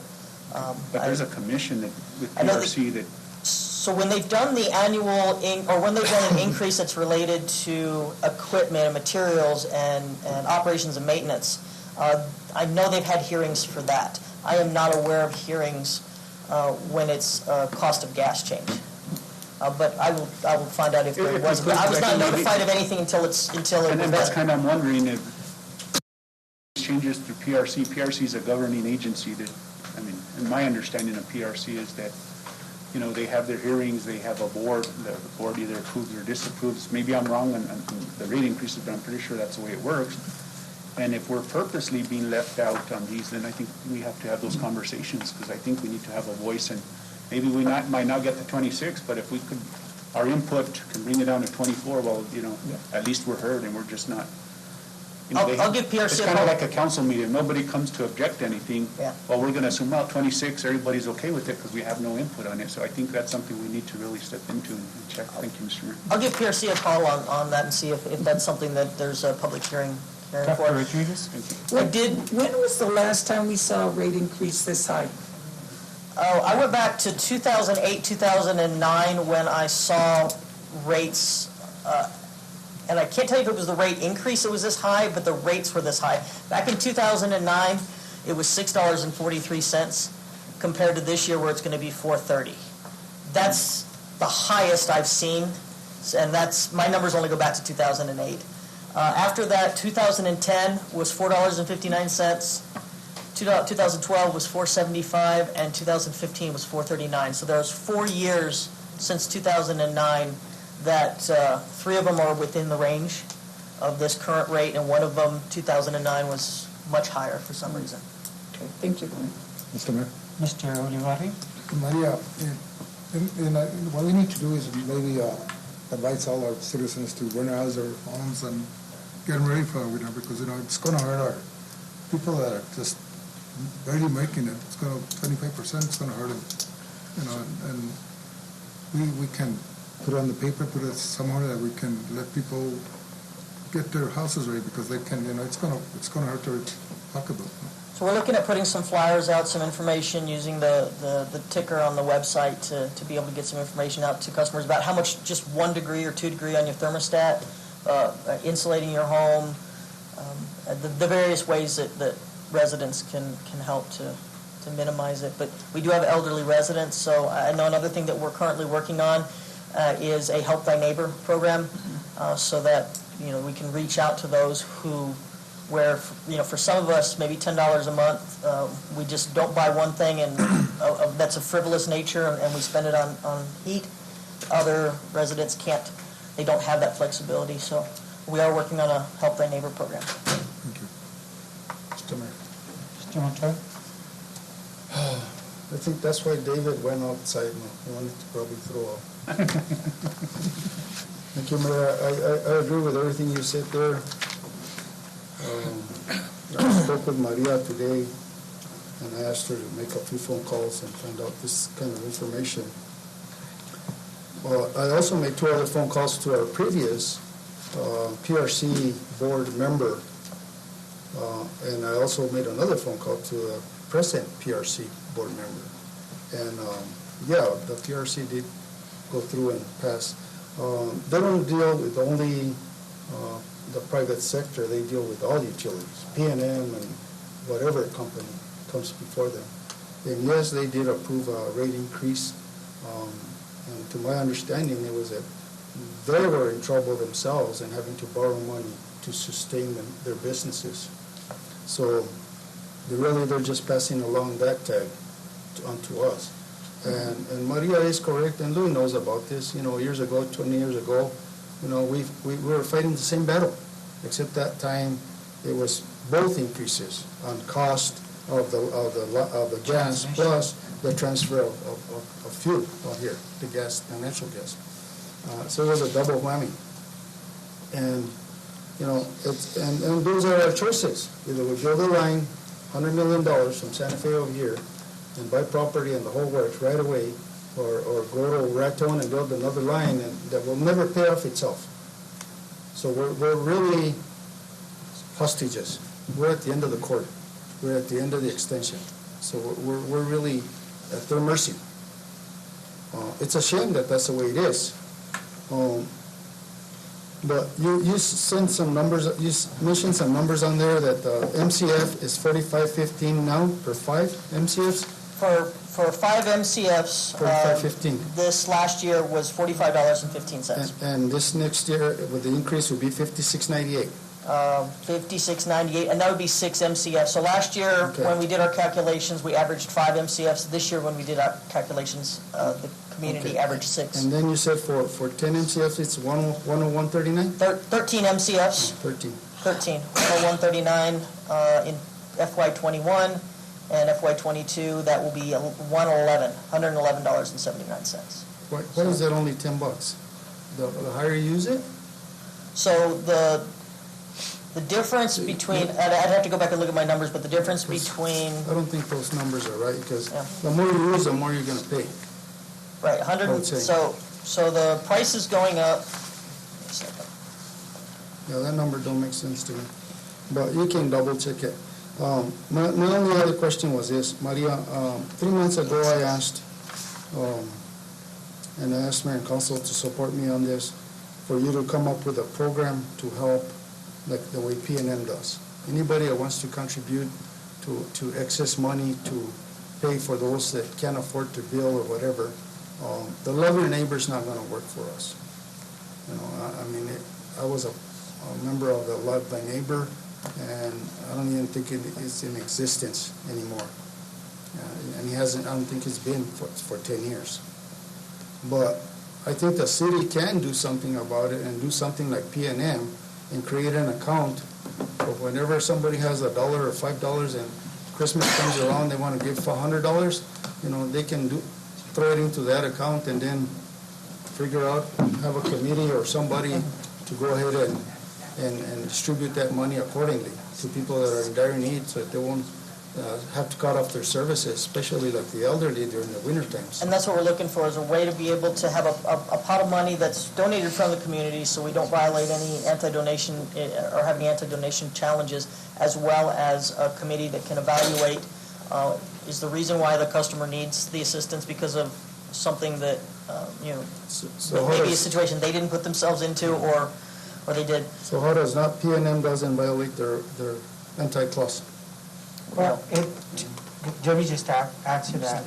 Love your neighbor isn't going to be love like neighbor when we had it. What we're talking about is a shared account where if you want to contribute $2 at your end of your bill to this fund, it would go to this fund, and then those funds would be dispersed based on criteria of need. But it would be a city program, not Yes. Yeah, it would be a city program. Oh, when you say love thy neighbor there. Well, no, it's not going to be like the last one. I was just using a common term I think a lot of people have heard. It's a customer assistance program. A follow-up question on that. So by when do you think that will be in effect? It goes into effect right away because we start getting our bills this month. The program? Oh, the program, I can't answer that. We're still putting everything together to make sure we do it right and have the accountability. I can't, less than a year. But I can't answer that question until I can make sure that we do it properly. But to explain the numbers, Counselor, there's 80 cents difference. Since nothing else is changing but gas. Yeah. There's 80 cents difference per MCF between last year and this year. So at 13 MCFs, that's $10.40. Yeah, and at 26%, people can't afford their bills now, and much less at 26% hike. Thank you, Mr. Mayor. Thank you. I'd like to direct my attention to Mr. Romero, who has some information regarding Help New Mexico and how they've been able to help a bunch of our citizens. And it was Councilman Romero who made all the contacts and set this program up. So thank you, Mr. Romero. I just kind of wanted to talk to you. I know Councilor Montoya, I think we all have the same concerns with, our constituents not being able to afford past due bills or that. So in conversation with Roger Gonzalez from Help New Mexico, and I know they have helped some of our citizens with city staff where I know that the conversation was that they would have a staff member at City Hall, but they're still waiting for their official contract from the state. But they have helped out citizens through that rental assistance program where if they're past due, what they do is they, help them, so many months, up to I don't know what the... up to 18 months. Up to 18 months, they'll go back and they'll help them pay their bills. And I know that in speaking with Roger just a couple of days ago, he said that they have, helped out quite a few citizens. So that helps both the city, it helps out Help New Mexico with the programs that they're running, and it helps out the individual constituents in paying their bills. So I think that's something that really, really needs to, once, and speaking with Roger, he was saying that once they get their official contract in place and they'll have the individuals at the utilities department, I mean, that's going to, it's a one-stop shop. The individuals that can't, make can't pay their bills, they'll help them right there at the utilities department, fill out the proper forms that they need online, and it's something that we need to take fully advantage of. And I know that you are working with some of Roger's staff in kind of getting a list and being on top of it instead of calling them and making the calls that your bills due. We're making the calls and say, how can we help you? So thank you, Maria, and thanks to Roger Gonzalez and Help New Mexico. We've got a lot of staff members that are coming in, and yes, Help New Mexico has been wonderful. We got a lot of staff members that are reaching out to customers. Virginia put a ticker on or is in the process of putting a ticker on the website. We did have some information already there, not only listing the ERAP for the rental assistance, but reminding everybody about LIHEAP and other methods of getting some assistance. It's going to be a lot of entities coming together to help people get out of where they're currently at. Thank you. Thank you, Maria. Appreciate it. Next order of business. Mr. Mayor, next presentation is by Virginia Marujo, our Multimedia Production Coordinator, reporting on the status of the new city website. And just for record-keeping purposes, I'm very concerned about the time. The meeting hasn't even started, and it's a little after 7, so I'd like to speed the agenda up as much as I can. So if we could have this presentation as briefly as possible, I'd appreciate it. Yes, sir. Thank you, Virginia.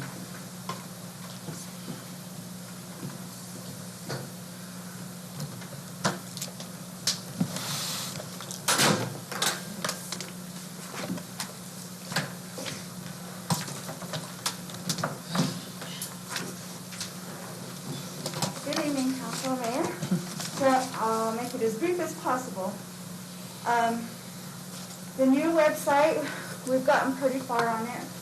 So before you kind of just seen what the design would start as, now we have pretty much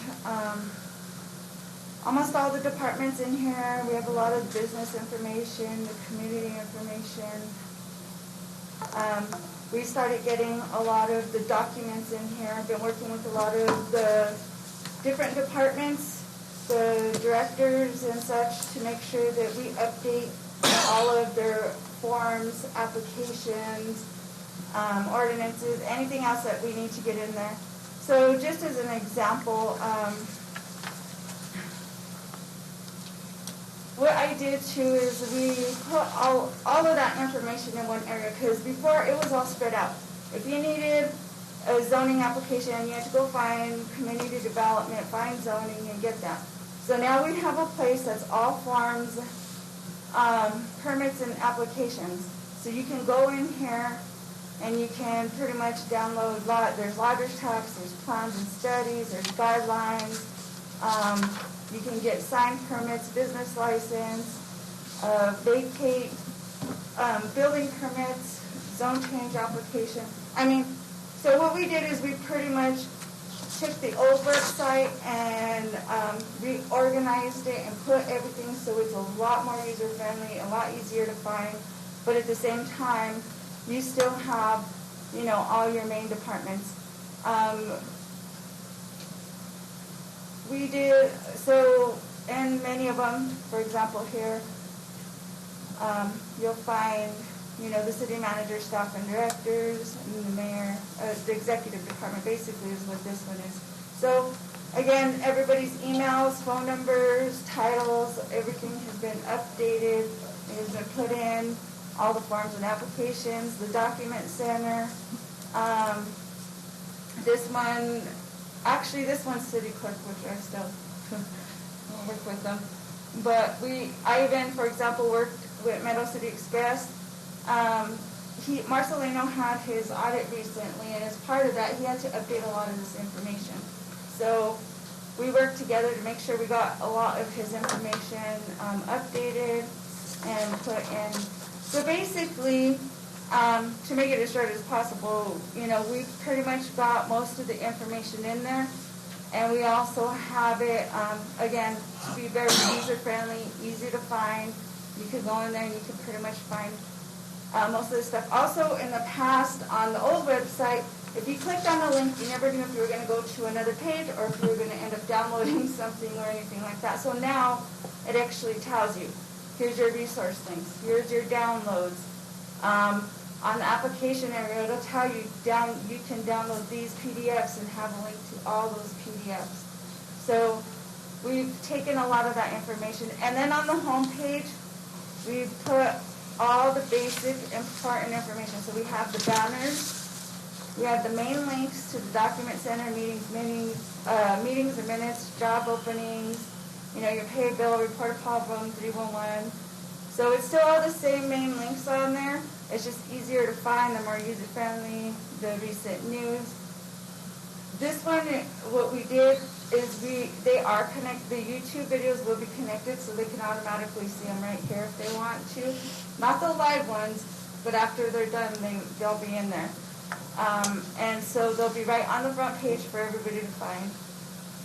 And then, of course, our map and weather and things like that. We also, there's another part in here, let me see if I can find it for you. So we also included various departments that have various information. So for example, the senior center has, the 3 areas. And so we made sure to put all of them in there and then to meet the staff. Some of these still have stock footage. The website will be all actual photos of these places, the different departments, the city, and things like that. For now, some of them still have the stock photos because we got to get those replaced. But does anybody have any questions, anything in particular? I guess, yes, I'll get you, Mr. Romero. I'm very impatient, so I want a kickoff date, a go live date, a firm date tonight as to when we will be going live with this. So the only thing right now holding us back is connecting the E-Code 360. What's that? That's basically our ordinance section. So I have to find out from E-Code 360 about getting the coding, or from Revise, depending on who has it. And once I get that code and I can put it in, we can launch this as soon as possible.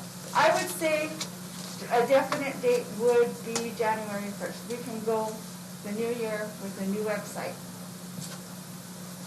If we get it sooner, we can do it sooner. But the biggest thing, like I say, is all the coding from the old website I need before we can launch it to put it into the new one. All right, Mr. Romero?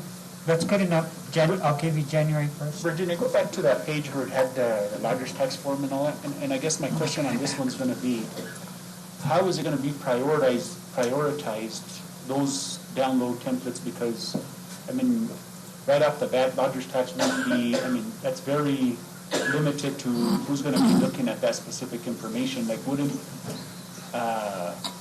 building permits, business permits kind of be the priority on that page, or how are you determining that? Yeah, no, more than this is pretty, actually just look at this backwards. So it'll probably flip around, and the lodger's tax will probably be the last, and then these ones will be the first.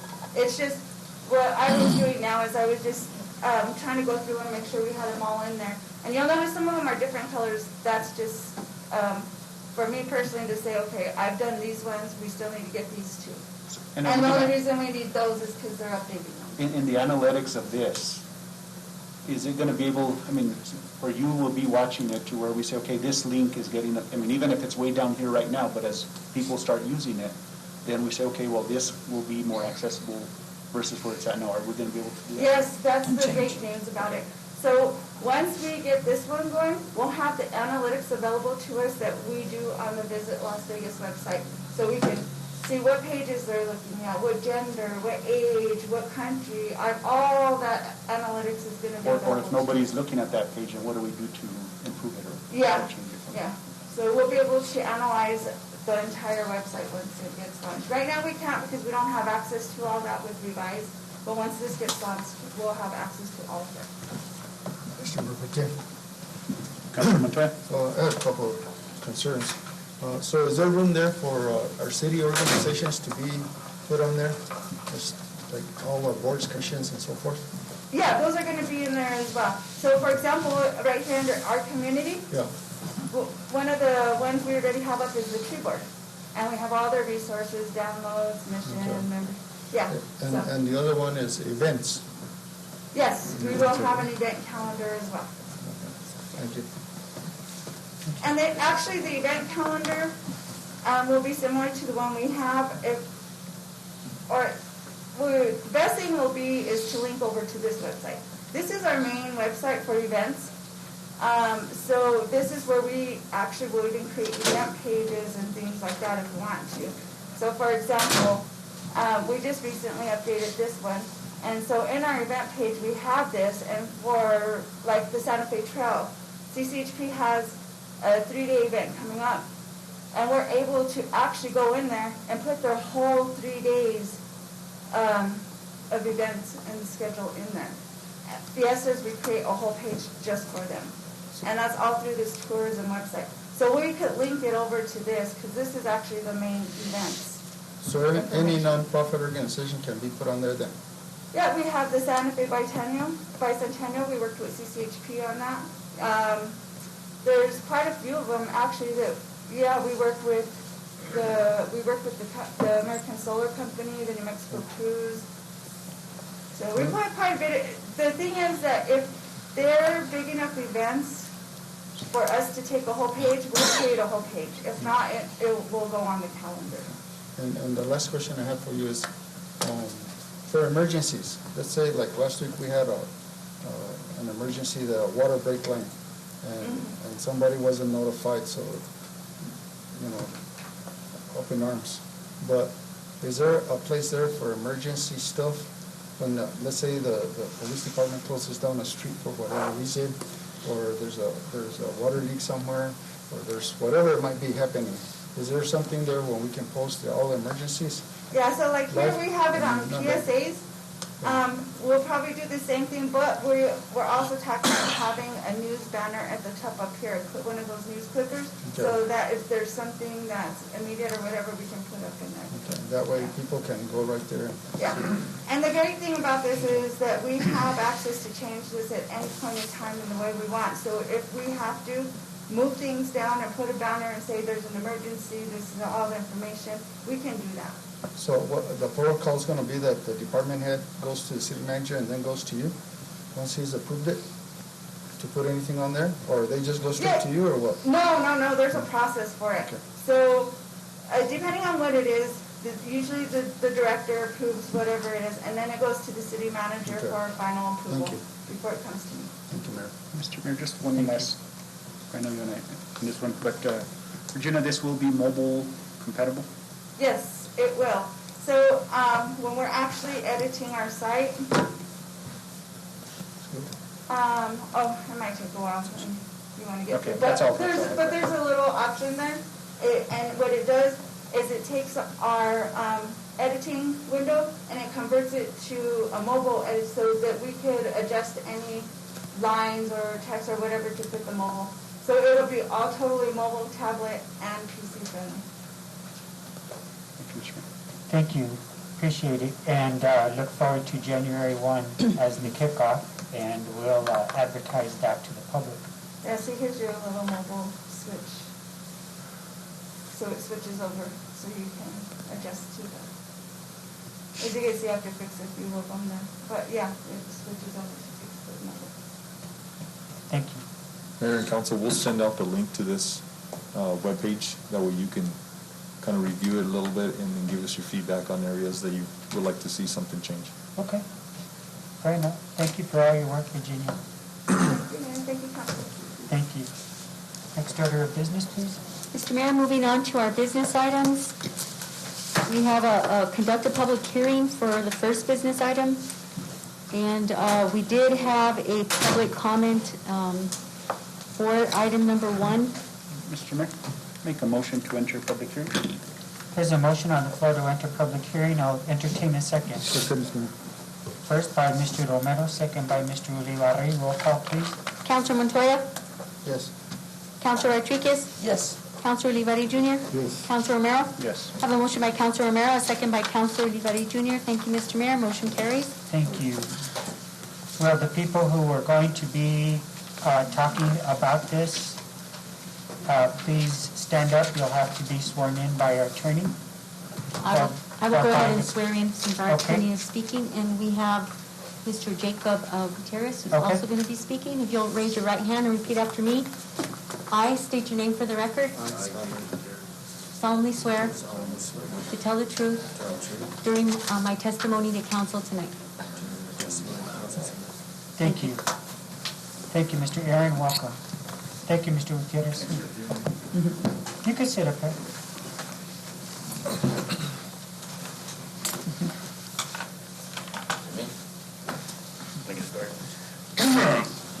Good evening. I'll be quick because I can see it's dragging out. But some of the key things I wanted to point out here, you had marketing that was displayed. There was nothing talked about cannabis and the cannabis industry within the city here. And then you had made a comment about destination for shopping. And right away I thought about destination for cannabis. And on the city website, there's nothing with respect to cannabis or forms. So just to get started. The industry is going to impact our economy and our environment and our health. And just some facts here. I think people are going to look back one day at this time in history, and they're going to see it as a time for us, as a time of misunderstanding with respect to the cannabis industry. 80% of the clothing was made up of hemp before the 1900s. Queen Victoria used to use a liquid extract to control her PMS. And interestingly, 1 acre of hemp is equivalent to 4 acres of trees when you're talking about paper, just to give you an idea right there. Hemp has over 20,000 commercial uses. But then we go back into the ordinance. That's what we're here for. I read the Cannabis Regulation Act and I've read the ordinance. I talked to the city attorney about some of the discrepancies we found in it that he'd already resolved. One of the things that I didn't see in there that I think should be in there with respect to the dispensaries in town, I lived in California before. I've been here for about a year now. I'm a native from Las Vegas. But I think the dispensaries that we have in town should have some kind of security with a podium outside, not with a gun. Some guy dressed as a security to be able to check a driver's license before they go into a dispensary. I think that would be nice. I think that would be good because I think there's people that go in and that don't have the access that shouldn't be going in. So just one of those. That's one point. And then the other thing is within the ordinance, veterans seem to be left out of this ordinance and should be clearly included to reflect perhaps waivers on city fees or preferential consideration. That would be a nice thing to see. And then going back, and I was looking at the gray market. You know, we're in a gray market with respect to cannabis, and after the total decriminalization, we will still remain in a gray market, but a black market is still going to exist. So the industry right now is outpacing the regulations, and I keep asking myself, what benefit does a grower have in Las Vegas? What benefit does a grower have to come out of the black market? And I can't answer that question, you know, because they're going to have the same consequences right now that they're going to have when it's legalized.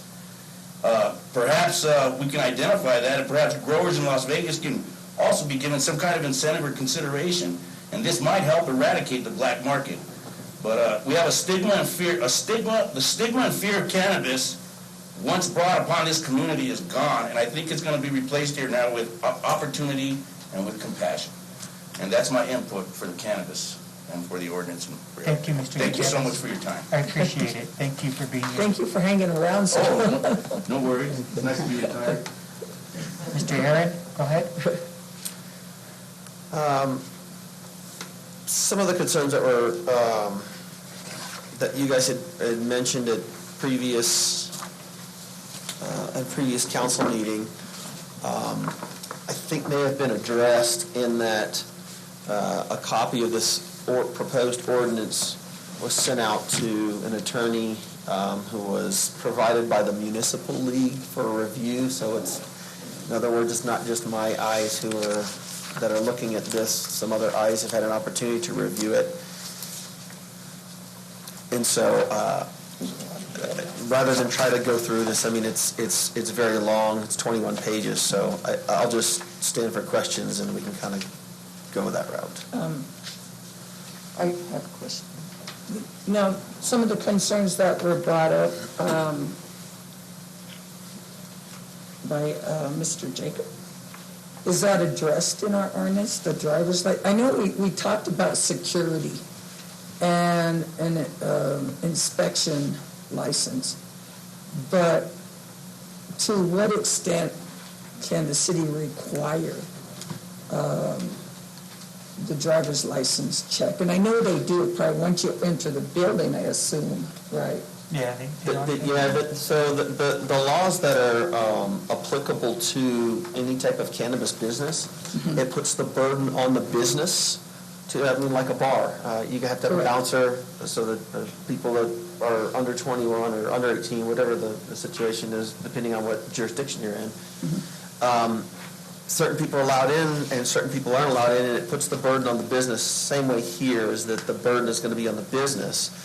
And that's actually operates at the state level. So the state governs that. Unfortunately, with the law that was passed at the state level, it ties the local municipalities and the counties, it ties their hands, and we're only given a very narrow ability to make any type of local ordinance changes to what exists at the state level. And we have done that in our ordinances, zoning, time, how many dispensaries are located in a given area. Other than that, there's not the state law doesn't provide that we can go in and start making our own changes. But in the research that you conducted with other communities in Colorado, I think, and California, did they address that issue of, the security issue and how often they had to call the police, because that's going to put an extra burden on our police department, I assume. Yeah, Colorado seems to have done the best job in terms of being able to allow their local entities to make those kind of decisions. And Colorado has a vast, some Colorado municipalities and jurisdictions have said, we're just going to do hands-off, laissez-faire, let the market work itself out, and others have said, oh no, we're going to highly regulate it, and they even have inspections before you can grow in your own home for personal use, but the municipality's got to come in and inspect your home.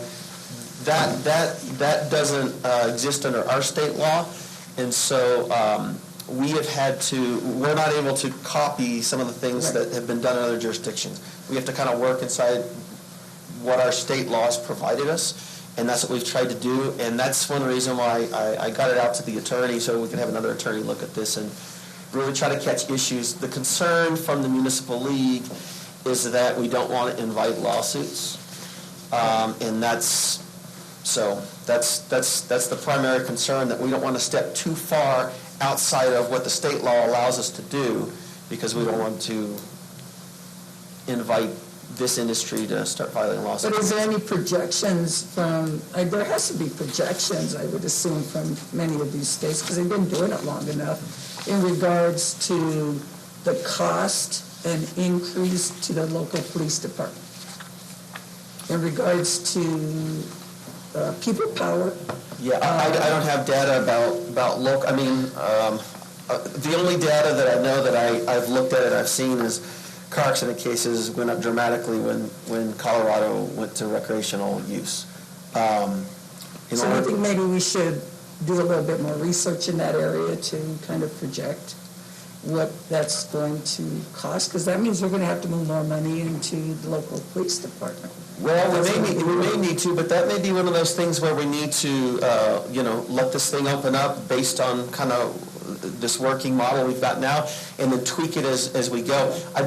I don't foresee that we're going to be able to come up with a slew of ordinances that's going to be able to preempt whatever. There's going to be issues that arise that we probably don't even imagine at this point. No, I understand. And we'll be a little different than Santa Fe and a little different than Raton, and so I think we have to take it kind of on a case-by-case basis, and that's what the municipal league's been telling us, is you're going to have your own unique community issues with this that you're going to have to try to deal with once you find out what they are. Right. Any other questions, comments? Mr. Romero? Scott, on a lot of these, on page, basically, more 3, I guess. Number 11, why would we remove that?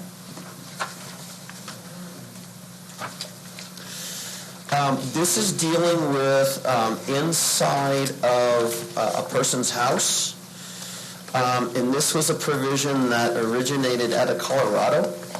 And upon the attorney recommended by the Municipal League reviewing this, he was of the opinion that this would be very good grounds for a civil right violation to tell somebody who's growing inside their own house for their own personal use what they can and can't do.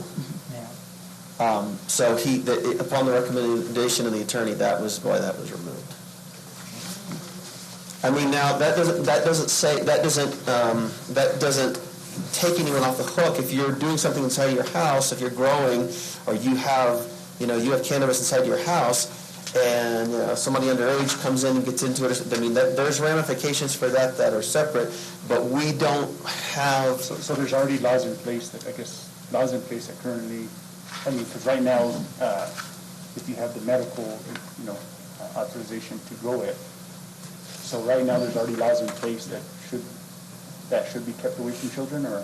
Correct, but I guess what I'm saying is we don't have, under the state law, we're not given any authority at the local level to go that far, and so that's why it was recommended. But that provision there would be right for a civil rights claim.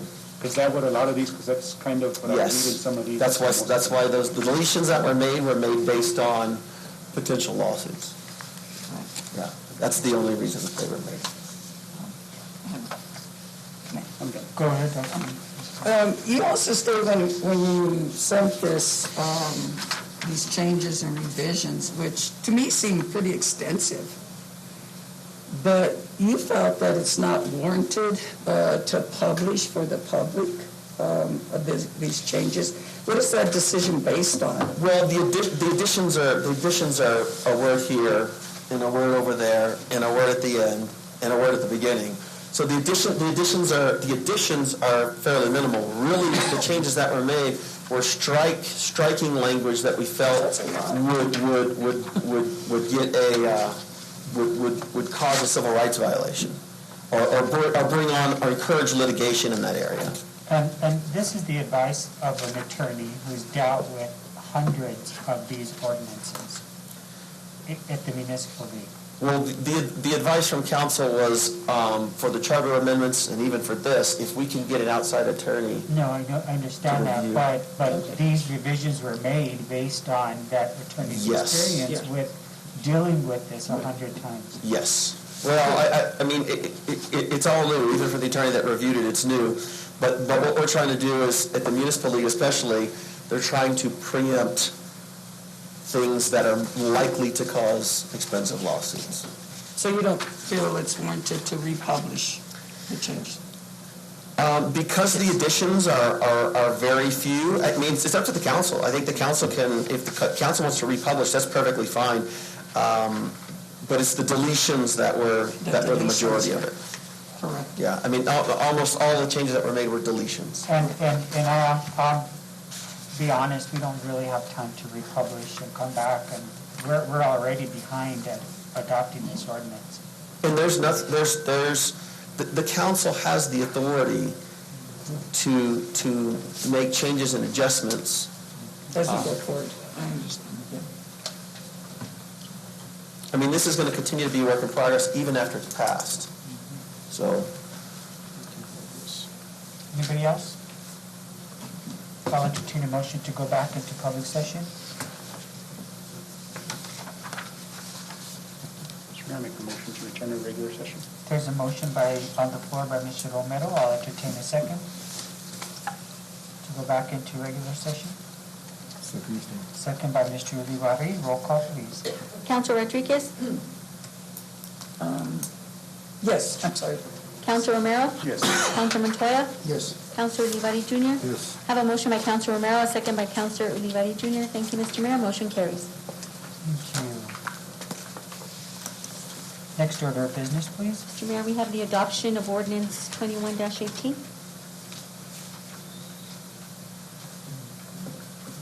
I'll entertain a motion for approval of ordinance 21-18.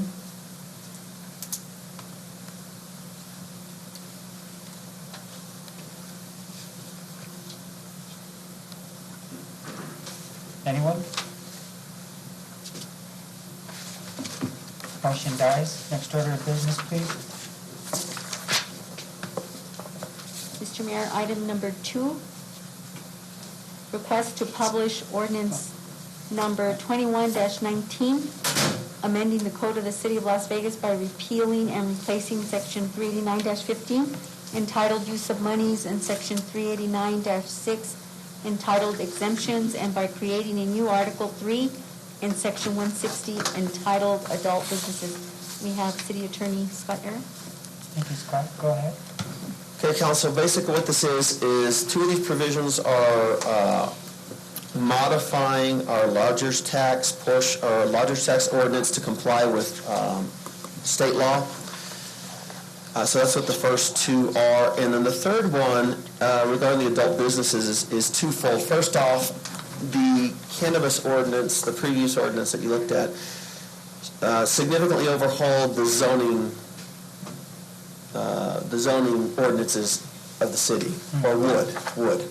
So my intention was at that point, while we were doing the cannabis-related stuff, and while we were overhauling all of some of the zoning stuff, was to overhaul this part about adult businesses for a couple of reasons. So that's why I put it in here. Almost all of your other municipalities, Albuquerque, Rancho, Santa Fe, they all have a portion of their ordinances that deal with adult businesses. We don't have any adult businesses that would fall under this proposed ordinance, but since we were overhauling the zoning ordinances, I felt like it was important to do it at this time. Also because we were overhauling the business registration ordinances, and that included, it grouped all business registrations into one category and then broke away and had a separate business registration for adult businesses, which would be either cannabis or would be these other things that fall under adult businesses. So I meant to put it in with the cannabis ordinances. I didn't make it. I was a little overwhelmed with the cannabis ordinance, the drafting and the editing of it. So that's why that particular portion is in here. It would also be commendable and advisable to have something like this on the books before somebody comes to town and decides they want to open up an adult business. If we don't have anything on our books, then we end up in the scooter ordinance all over again. We have somebody coming up in a business that we don't have, and we don't have ordinances to deal with it. Thank you. So we have an issue. I'll entertain a motion. Mr. Romero. I want to go back to the previous item. Can we go back to that now? I don't want it to just die. I think it's very important, this cannabis, kind of, we know what goes on here. Kind of just let it die. Under your, Scott, can we go, I mean, I know you started the presentation here, but. If you guys want to go back to item number 1, we can wrap up item number 2, or you guys can well, but once we make a suspend the discussion on item number 2 and have a motion to go back to item number 1. Okay. So whatever I mean, you guys can do that if you want to. Can we do that? I believe procedure is that we dismiss this for right now. Then I go back. Okay. I'd like to do that, Mr. Mayor, if we can. Very well. Could you please explain one more time? Yeah, once we vote on this one. Yeah, that's it. That's what I mean. So that's why I figured we better, I don't want it to just die and say, well, we didn't, discuss anything. Thank you, Mr. So, Mr. Mayor, right now, we had no motion to go ahead and approve this ordinance. Me personally, Mr. Mayor, I would, there was quite a bit of, changes, and I think it would only be fair to republish it. I know it costs, but at the same time, in my opinion, I think we should give the opportunity again to the community to have some input. I know we didn't get too much input, but with that, Mr. Mayor, I would make a motion that we republish with the amended changes as it stands. Ordinance 2119? Let me just get a time frame. So if we republish, we have to republish, then bring it back, so we're talking about 2 months before the ordinance is. I'll let Cassandra speak to that. Mr. Mayor, no, we can republish right away and bring it back on the meeting of December 8th On December 8th? for adoption.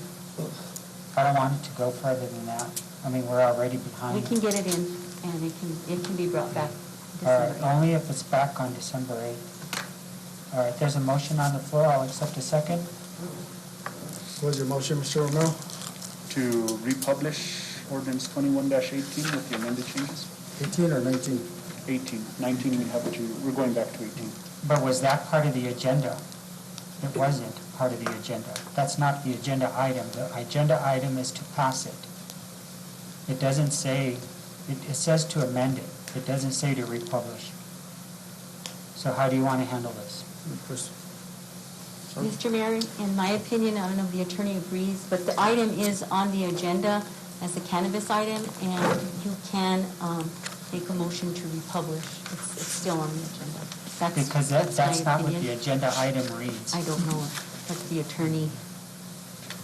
The agenda item reads to adopt the ordinance. It doesn't have an option to publish. Then that, Mr. Mayor, then that would leave it to where we would have to bring it back. Bring it back for the and republish, and then that would Yes. add an extra month, in my opinion, to Well, that. well, So I take the chance on that, and I keep my motion as is. All right. Okay. 2118. There's a motion on the floor to republish. Second, please. A second. Second by Dr. Rodriguez. Roll call, please. Counselor Olivari Jr.? Yes. Counselor Montoya? Yes. Counselor Rodriguez? Yes. Counselor Romero? Yes. I have a motion by Counselor Romero, second by Counselor Rodriguez. Thank you, Mr. Mayor. Motion Thank you. carries. Item 2, request publish ordinance 2119. Mr. Mayor, I make a motion to publish ordinance 21-19. There's a motion on the floor by Mr. Romero. I'll accept a second. Second, please. Mr. Mayor. Second by Mr. Olivari. Roll call, please. Counselor Rodriguez? Yes. Counselor Olivari Jr.? Yes. Counselor Montoya? Yes. Counselor Romero? Yes. I have a motion by Counselor Romero, second by Counselor Olivari Jr. Thank you, Mr. Mayor. Motion carries. Thank you. Next order of business, please. Moving on to item number 3, request approval, resolution number 21-43 to rescind and replace all previous City of Las Vegas resolutions regarding the Meadow City Express, no-show and late cancellation policy. We have our transit manager, Marcelino Reba. Good afternoon, Mayor and Council. I also have with me Tiffany Rodriguez. Hi. Transit Office Clerk. Welcome, Tiffany. Welcome, Marcelino. So is this something new? We've never had a late fee or a cancellation fee? Yes, we've had a no-show late cancellation policy in probably over a year now. Before COVID started, COVID kind of cut everything out. So we just need to update it to show the fare increase that we approved last month. And so does that include the dollar? It's already being charged right now? No, you would just pay for the dollar for the trip you missed, basically. If you schedule something and you don't show up, you would pay the penalty of $1.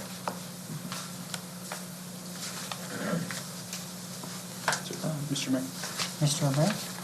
Marcelino, so kind of the question would be here is, if there's, circumstances that are understandable, is that taken into consideration on these? Yeah, there's been lots of times we let it, we talk with them and if something, actually people have ended up in the hospital or something and they don't show up for their appointment. Then of course there's nothing that could be done. So, yeah, we work with everyone if we can. It happens when, let's say one passenger wants to schedule every day for the week, just to keep that slot open for them, so they can decide that day if they want to go or not. And if they decide they just don't show up, it keeps them from taking those spots for other people that would need them. Mr. Mayor, with that, I make a motion. Mr. Mayor, I have a question. Dr. Ortiz? Yeah, in looking at this suspension process, do you have quite a few customers that you have to suspend? Because that seemed pretty... It's pretty harsh, but yeah. we've never had to do it. It's pretty harsh. It's only 3. The most we've gone is up to the first letter, the warning letter. Other than that, we've never gone through a full suspension. So you never had to? No, not as of yet. Okay, just 3 did seem pretty harsh. It is, but it's something that other cities have done just to keep people get on there cussing and stuff like that. You really gotta watch them. It happens to us, but since we're so small, we kind of know everybody already. Right. It doesn't happen very often, but it has happened in the past. So you can give some leadway to that, is what you're saying? Yes. Okay. There's a motion on the floor for a late fee for $1. I just have one question. Marcelino, so how are you going to track that dollar in cash? Oh, we have our account in effect. So it goes the same way as it goes in a fare. It goes in a log marked as a penalty fee, and it goes into our regular deposits. Okay, yeah, as long as you have a process that's... The checks. Yeah, from the time it happened to the time it gets deposited. Thank you. Thank you. There's a motion on the floor to rescind and replace. Second, Mr. Mayor. There's a second by Mr. Montoya. Roll call, please. Counselor Romero? Yes. Counselor Montoya? Yes. Counselor Rodriguez? Yes. Counselor Olivari Jr.? Yes. I have a motion by Counselor Romero, second by Counselor Montoya. Thank you, Mr. Mayor. Motion carries. Thank you so much. Next order of business. Request approval of fiscal year 2022 memorandum of agreement between the New Mexico Department of Transportation and the City of Las Vegas. Mr. Reba? I was going to let Tiffany introduce this a little bit and then. Okay. We're asking for approval for the state fiscal year of 2022 memorandum of agreement between the City of Las Vegas and New Mexico Department of Health. Outlined in this agreement are administrative and operational expenses that were applied for in the FY22 FTA Section 5311 grant funding request application. In this MOA are the guidelines for use of the federal funds for our public transportation program. Thank you. And is that common that we have an agreement on hand? Yes, we're finishing up the FY '21 agreement now in October. So that finishes up. This is starting actually finished in September, so this is starting October of 2021. I got you. Ending September 22. Okay, I'll entertain a motion. Mr. Montoya? I just like to emphasize to the citizens of Las Vegas that this federal grant within the Mexico DOT is a $257,689 grant with the city of Las Vegas putting in $20,010. So it's like just a given that we, this is something good for the citizens and for our city. Mr. City Manager, do you recommend this? Yes, sir, I do. Thank you, Mr. Mayor. With that, I would make a motion to approve this fiscal year 2022 memorandum of understanding between the Mexico DOT and the Las Vegas City of Las There's a Vegas. motion on the floor by Mr. Montoya. Second. I second that, and I have a quick question. Mr. Romero? Marcelino, going after the grant, was there a savings to the city in last year's grant? Yes, the CARES Act actually covered us last year too in FY '21. I wrote that down.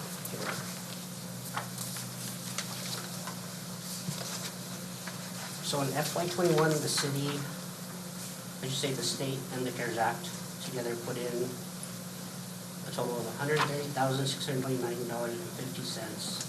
So that was a savings on the city side. That covered operating costs at 100%, administrative costs at 100%, and actually 2 vans that we purchased at 100%. Thank you. There's a Vans motion. Not come in, but they're ordered. There's a motion on the floor by Montoya, second by Romero. Roll call, please. Counselor Olivari Jr.? Yes. Counselor Montoya? Yes. Counselor Rodriguez? Yes. Counselor Romero? Yes. I have a motion by Counselor Montoya, second by Counselor Romero. Thank you, Mr. Mayor. Motion carries. Thank you, Tiffany, and thank you, Mr. Laval. We appreciate you being here. Thanks for being here. And thanks for all your hard work. Item number 5, request approval of memorandum of understanding between the City of Las Vegas and other law enforcement entities and organizations regarding the law enforcement assisted diversion lead program. We have our police chief, Antonio Salazar. Welcome, Mr. Salazar. And I'd like to recognize the people in the gallery who are here in support of the LEAD program. Once again, I'd like to thank you from the bottom of my heart. I think this is a great effort. Anything that we could do to help, we'd be happy to help you guys with. Mr. Salazar? Mr. Mayor? And I know you want to hear this, but I'm so excited, I just want to make the motion right away. I don't want to waste no more time. Go for it. This is really exciting for our community. Invite and introduce Tiffany. Sure. Hi, Tiffany. Hello, everyone. Welcome. Thank you. Who's the second on the floor, Mr. Mayor? Okay, there's a motion by Mr. Romero and a second by Mr. Olivari. You don't want to? By Mr. Montoya, I'm sorry. But we'll have a discussion. Welcome, and tell us what you do with, tell us what you do. There's a second. Okay. Yeah, so just to give a little introduction of the LEAD program, the Law Enforcement Assisted Diversion Program. As you see, some of our members here are policy coordinating group members, and we've all collaborated together to be able to start to develop policy and procedure for LEAD. And just to kind of give a shout out on who is here, we have, of course, LVPD, we have New Mexico State Police, we have our DA's office. Who else do I have back there? I have my case manager, my program evaluator, and those in attendance. As far as the rest of our partners, we do have Public Defender. We have our other police departments, including the Sheriff's Office and New Mexico Highlands University. And also Ed Centro is another one of our policy coordinating group members. So, like I said, all of us have came together to create policy and procedure. And Can you just step back and no, not physically. Could you just step back and explain to the public what it means, what the LEAD means, and how that's going to benefit people in our community? Yes. So Law Enforcement Assisted Diversion, that's what LEAD stands for. And just to give you a little idea of what the program's going to look like is together we all developed some policy and procedure, and that includes eligibility criteria and divertible offenses. And so that's kind of what's going to guide our law enforcement on whether or not an individual will be eligible for lead. The divertible offenses are different crimes. So we have 4 different categories of crimes, including possession of 3 grams or less or 5 pills or less. And so if an individual, that's one of the divertible offenses, but I'll use that as an example. Let's say an individual has possession of an illegal substance and they meet criteria that we've developed, then our officer will go ahead and determine whether or not they're going to be eligible. They'll fill out a form with them, and then from there they're going to transfer them over to the custody of the case manager. And so at that point, the case manager will do an intake and eventually an assessment to determine what types of resources the individual might need. And this could include anything from mental health, medical, some of the New Mexico stuff that you all were just discussing, all the different resources that we have in our community or surrounding areas. Our case manager is going to do her best to refer and connect our participants to these resources. And the hope is to keep these individuals out of the criminal justice system. That's the most important part, to keep them out of the system, the jail, the courts, the DA's office, everything. And to meet those unmet mental health and substance use needs. So that's another big focus of LEAD. And again, these diversions are going to come primarily from or solely, I should say, from our law enforcement. They'll have the option to either divert an individual, so on scene when they identify this person's a good match, do a warm handoff with Susan, or they could do social referrals. And with those social referrals, they'll have some individuals that they run across, very frequently. They refer them over to Susan, and same process. Susan will get them engaged and start to refer them to different agencies. That's beautiful. I'm so excited about it. The community needs this so bad. And it's the hard work of all you individuals that really came together, and you guys did the work. And thank you so much. The community will benefit from this greatly. And I just can't tell you how happy I am and that our law enforcement is involved. And maybe you want to talk about your involvement, Mr. Salazar, and how you see that impacting the police department? Well, I think it's just as far as criminal activity, I think is going to hopefully come down. I mean, we're going to have resources for them, and hopefully it adds long-term treatment, so we're not having to continue dealing with the same individuals. And, I mean, that's kind of our goal, is to kind of get individuals help and keep them out of jail and keep them, get them employed, get them housing, get them mental health, get them health care. Productive members of the society. That's what we're looking for. So do they become candidates sort of like students and then they graduate from a program? No, they're not going to graduate. It's going to be more like as long as they kind of need the resources, will be available. As long as they're making the best of the services that Susan's providing, then they're always eligible to come back in. So let's say, George goes and completes all his goals, but he decides, I'm going to go back to college. Comes back to Susan and says, what can I do at this point in my life to get into college? What kind of resources are there to help me financially? And so you see how they could go away for a while, but if they come back, the resources are still available for them. And I'd just like to say that it helps keep their records clean so that they're not challenged in life with a felony or a drug possession charge. If they go through this program, their record stays clean so they can apply for jobs and all the benefits that go with having a clean record. Exactly. And the reason at this point that it's solely referrals from our law enforcement is to help, I guess, the community develop a better relationship with law enforcement, to recognize that they are here to help, that there's different resources, and so that's why we're starting off with only referrals from them. Very well. One question, Mr. Mr. There's a San Miguel Sheriff San Miguel Detention Center, the El Centro Behavioral Health, New Mexico State Police, City of Las Vegas Police Department, the 4th Judicial District Office, in partnerships in this. So where does the funding come through? Right now. And is the city involved in it, or is it coming down the line, or? Right now, we're funded through a federal grant. So Department of Justice is who's funding the grant at this point.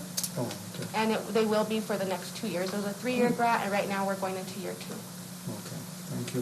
Thank you. Yeah, this is exciting. It's a big news. Anything else you want to add before we vote? So, I have one question. So you said that grant is for another 2 years, and then you can reapply, or after the 2 years, then is it the responsibility of all these entities to be able to keep the funding going for this program? Yeah, it's going to be more of a, because we're not sure that we're going to be able to reapply in the future, that those funds will be available. So what we're looking at is how we'll sustain the program after those funds run out. Okay. Call for the questions. There's a motion on the floor by Romero, a second by Montoya. Roll call, please. Counselor Rodriguez? Yes. Counselor Romero? Yes. Counselor Montoya? Yes. Counselor Olivares Jr.? Yes. I have a motion by Counselor Romero, a second by Counselor Montoya. Thank you, Mr. Mayor. Motion carries. And I don't get to vote, but yes. Thank you so much for all your help. Thank you all. We appreciate it. Thank you, Chief. I appreciate your hard work.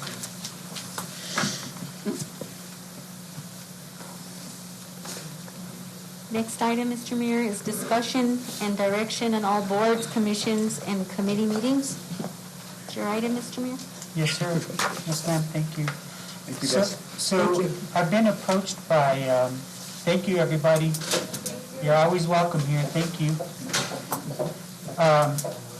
I've been approached by several committee members about the inconvenience of having to meet and having it to be recorded and having them to do the meetings and following OMA when the only one that has to follow OMA is really lodger's tax.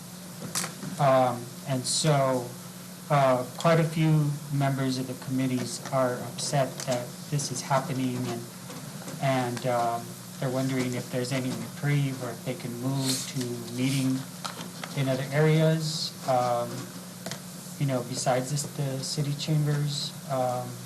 The tree committee used to meet all over the place. There was, utilities committee used to meet at the utility center.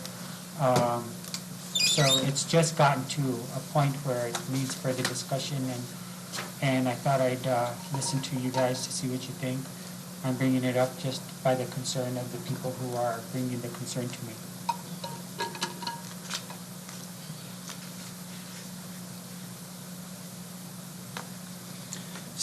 A question, so the discussion and direction means that the ability of boards, commissions, and committees to meet elsewhere other than just this conference room, but they would still have to follow the COVID-19 protocols, correct? Sure.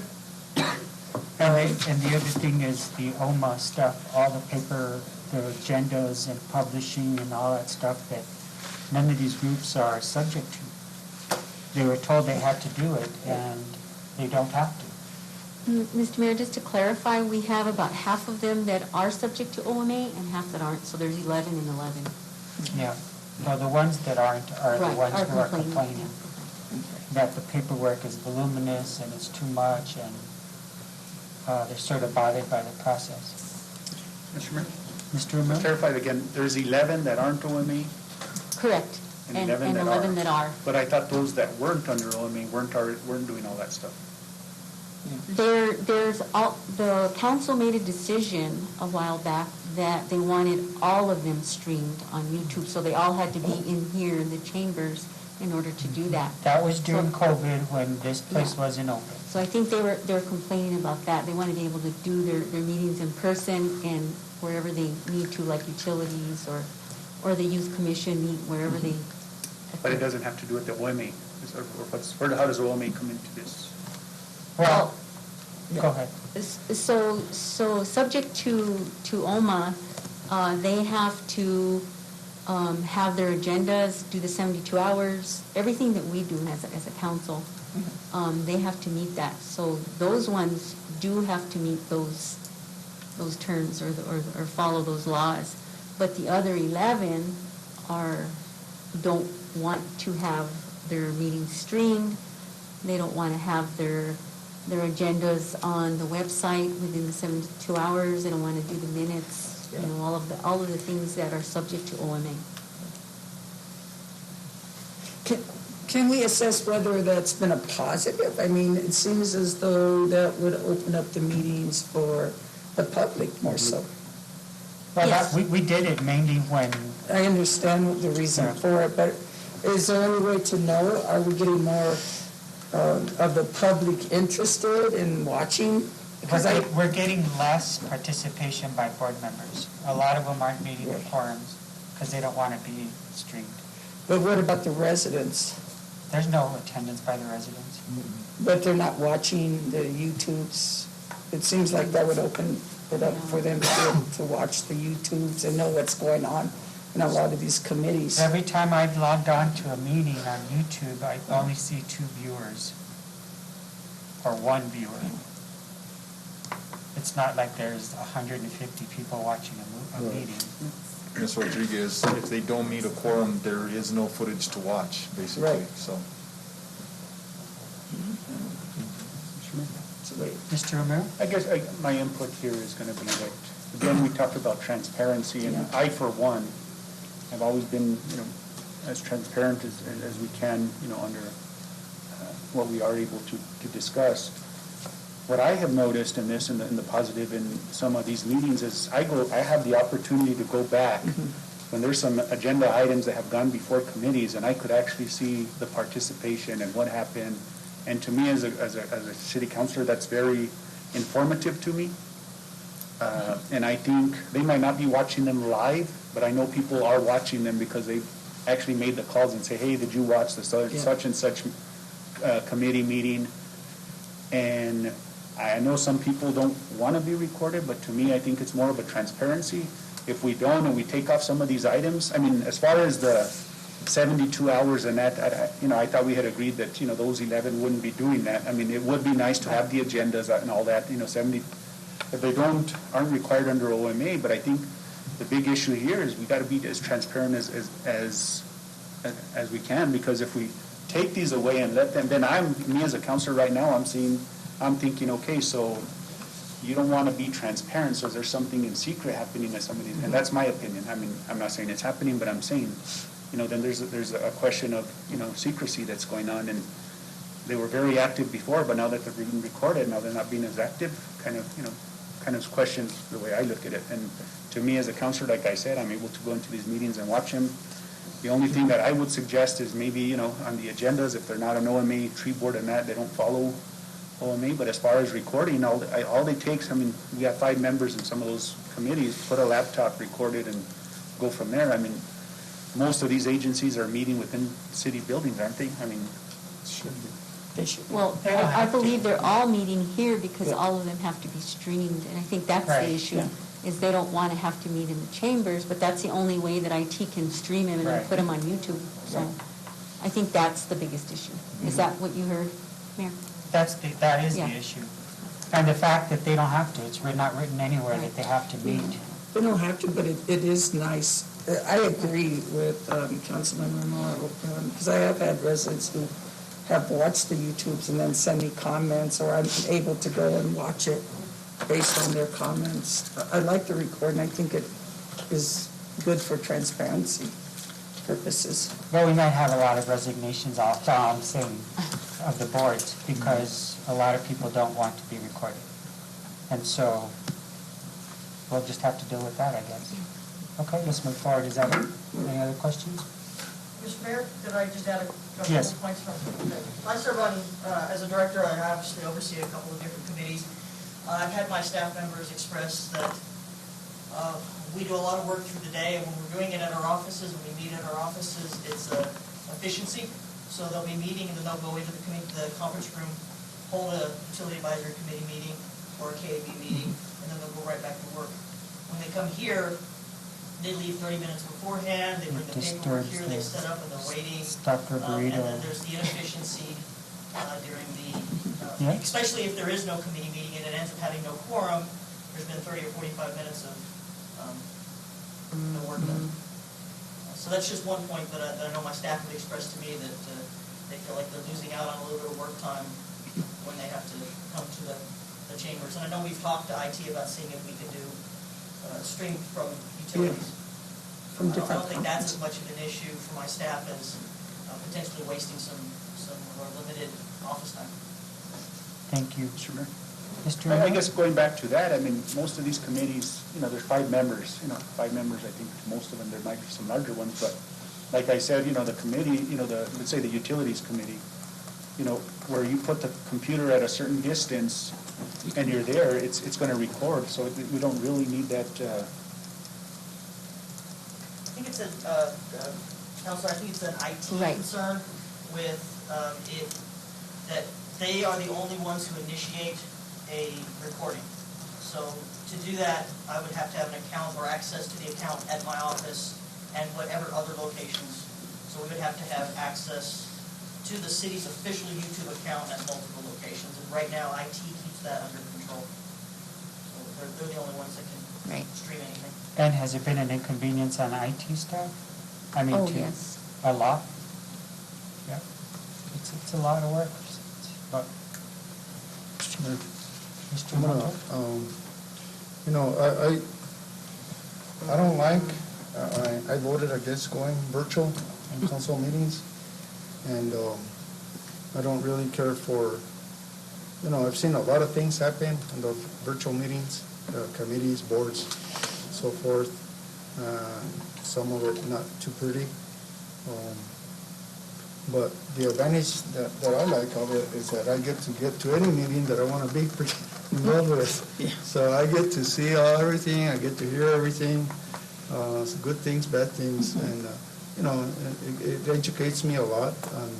I make my decisions up here because I'm informed as to where, who's behind it, or who's doing it, or who's, for what purpose and so forth. So it's been very beneficial, I can say that. But it's been beneficial for you. For me, yeah. I'm talking about. And the public. But again, it's beneficial to anybody that wants to know more about their city government and how they operate, and if they want to be a part of it or not. Because sometimes people say, yeah, I didn't know that's what that committee did, or what they represented, or their interest in city government and so forth.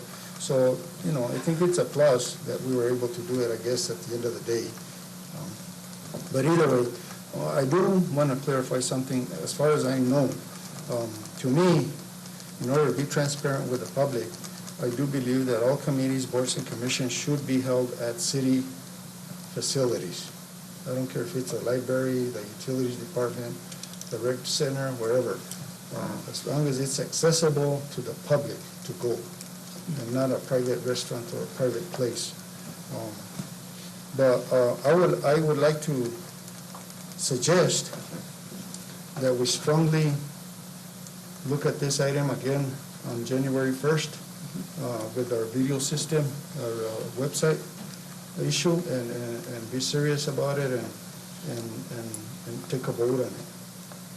Put it on the agenda for a vote, and let's see where we stand there with COVID numbers and all that, because we're still kind of like here or there, canceling events and not having large groups and stuff like that. So, I don't want no numbers to be going up again either.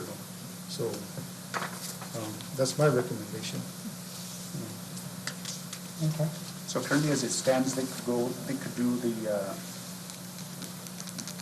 as it stands right now, the last time that we approved was that they could be Google Meet, right?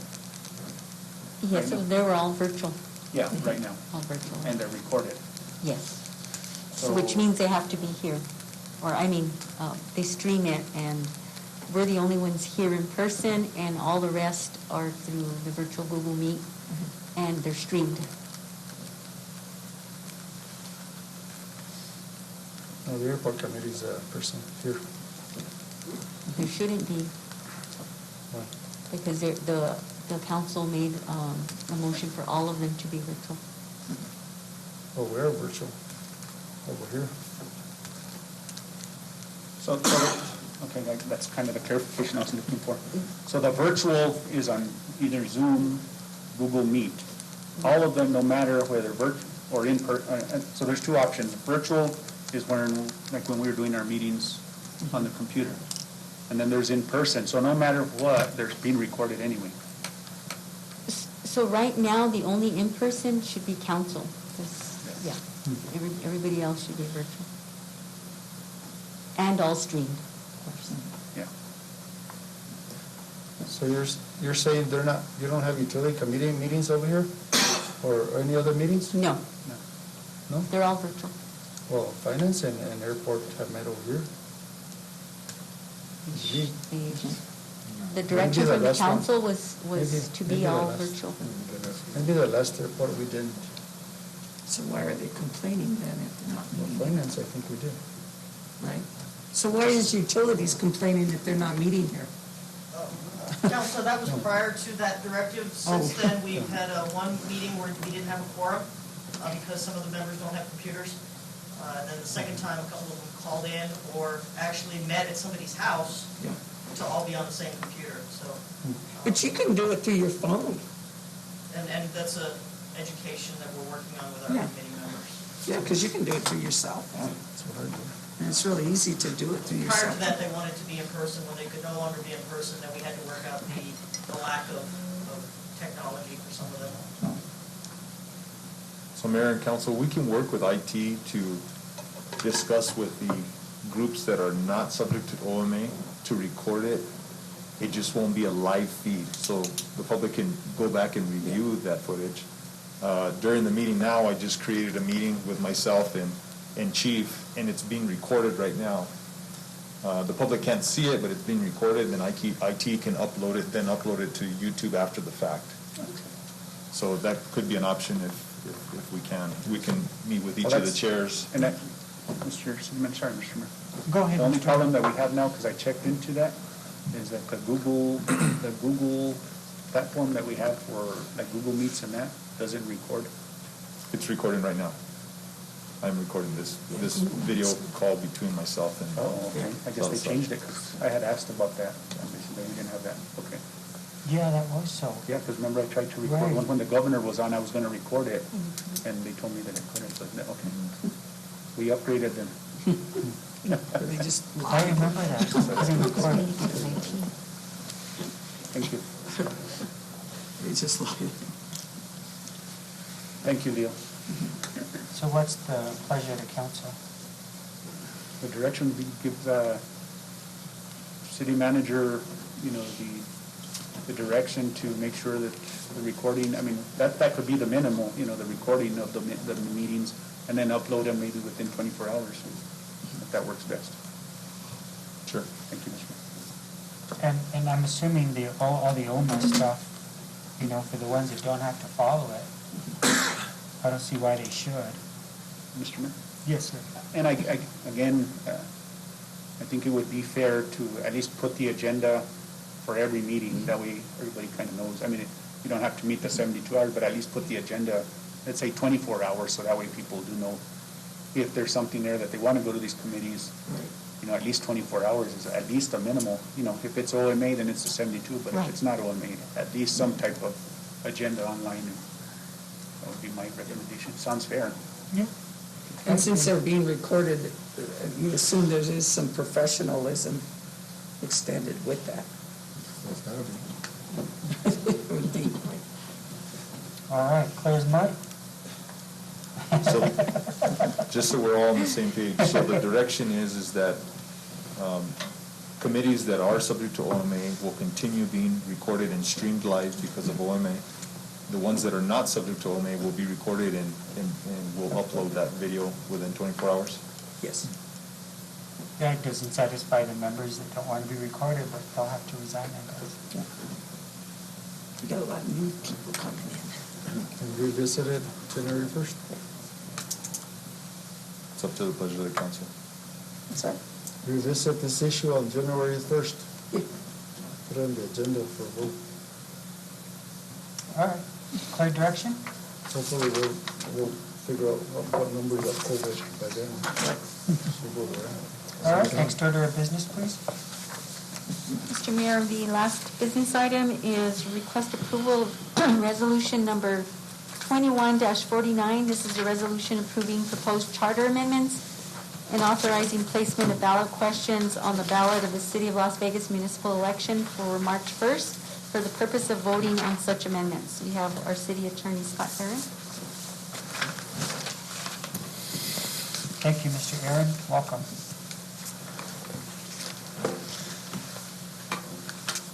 All right, this resolution as well is required, as you guys know, for the upcoming election. This was also reviewed by an attorney recommended by the Municipal League. Each of the questions, I'll just let you guys discuss it as you feel necessary. Are you going to go through each one and you want to? I don't, I mean, that's how do you guys want to proceed? We went through those last week. Yeah, but there are changes. Oh, there are? Well, I have Did you add questions. some? Go ahead. The first question, to me, that was somewhat confusing. I guess, what are you asking the public to vote on that first one? Because you're saying, shall the city amend this section? The current city charter says that the city is governed by a mayor-council form of government. Correct. It's not true. We're a home rule municipality that has a mayor and a council. But mayor-council is not the form of government. The form of government is a home rule municipality, and they're different. They have different definitions. A home rule municipality is different than, it has differences than just a straight mayor-council. So we are a home rule municipality, which consists of a mayor and a council. And it's difficult to phrase the question without including the current language and the proposed language because, and we have issues with, my question was, can't we just include the current language and the proposed language? But the problem is then you have a ballot that's 10 pages and we don't want to. We want to be careful about overwhelming the voters as well. This is already overwhelming. Our goal was to address your concern. One of our goals was, and that I've been talking with the city clerk about, is having events set up prior to the election where people can come here to council chambers or other city property. We can hold events to say, pass out literature, have charts, have overheads that show here's what the current language is, here's what the proposed language is, and allow people to ask questions that we saw. In other words, we would do events, outreach type events to let people see what the language is, but that's going to be too difficult to do on the actual ballot because we have so much on the ballot would be really, really But long. we'll be giving them out information because that, I don't think people really know what they're voting on. Our goal would be to set up multiple events, paper literature to hand out, something posted on the website, and then some type of overhead presentation we could give at those events to educate the public. Here's what the question is, and here's the current language, and here's the proposed language, so they've got the whole package. Okay, on question 3, you say election to be held as provided by law versus rather than on the first Tuesday. What are you referring to by law? So, That be the November election? I believe what this one is related to the fact that, I'm going to have to scroll down so I can, question number 3.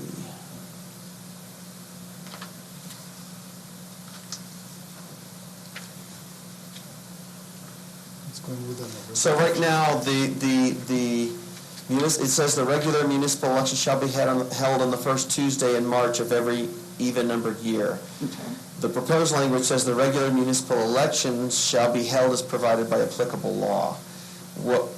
And I believe, was this one of the, I'll let Cassandra.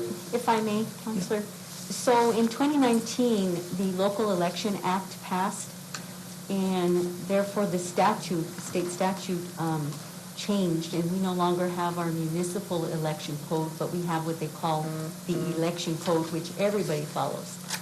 So within that code, they give the council the option to opt in to the local election or not to. So if we follow what the state statute states, then we can do that, whereas the language states now that we have them on the even numbered years. Okay. So it's kind of hard to explain the question. That's why it's for the voters. So that's why Scott and I were talking that we're going to have to explain these to the public so that they're aware of what we're actually asking. Can you cite the statute in that question?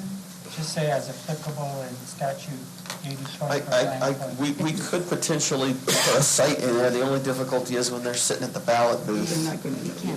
The numbers and the letters and the, we're trying to streamline the questions so that we really get to the point, because, I mean, these questions really could go on for a long period of time, but we're trying to find that delicate balance. But we're open for suggestions. I don't want to say, you know. And the last comment I have is on question 4. That information is incorrect. You put allow same-day voter registration in accordance with the Federal National Voter Registration Act. That wasn't what created that. It was Senate Bill, New Mexico Senate Bill 672 that created same-day voter registration.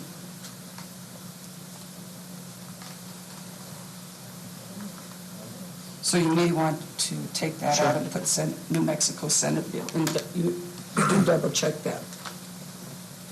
Because that was a state law that passed same-day voter registration and not the Federal National Voter Registration Act. Okay. Before you move on, just like to go up one of these ones that we just discussed. So Scott, on item number 2, on question 2, going back to that, okay, so if the voters say yes, then what would distinguish, because right now, the way the current terms stand, we have elections in 2022, the next one would be 2024. 2022 is where 3 of us would be running. 2024 would be the mayor, actually three again. So my thing is here is if they say yes, when would it be effective? So would the change for November happen in 2023, which would cut down Councilor Montoya and the mayor's term and the Ward 3? Because then to me it wouldn't be fair that she would only be a 1-year term. It don't work that way. I think I can answer that. So this doesn't address that. This just addresses the language. We would still have to come to council to ask you if you wanted to opt in or not. You still have that choice. This is just following the language of the state statute. It's not deciding at this point if you're going to have opt-in to the local election or not. You would still have to do that and then decide as a council. So we'd still have the option Yes. to, I mean, because... You would still have the option. Might a perfect scenario, so it doesn't cheat anybody, I mean, especially in the Ward 3, whoever comes in, for them to come in for 1 year makes no sense. So the perfect scenario would be to extend terms to 2025, those that would be running in 2024. Right, and you would still have to do that by ordinance. Okay. So that doesn't affect that. You still have the option. Okay, I just wanted to make sure that, okay. And we don't have to opt in. No, you don't have to. We could still have our own. And even if you opt in, maybe the next council doesn't want it that way, they can opt out. So Gotcha. But it does save the city. It does. It does save the city, and that's kind of...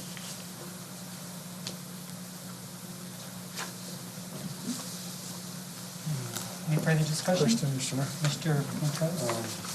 I had a question, Scott, on, so on, like, question number 7, referring to 801H.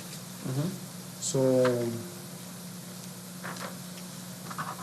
that's saying that we can't use city workers if we go into the November election, right? For the elections. Because San Miguel County will provide it if we go with the November elections instead of March.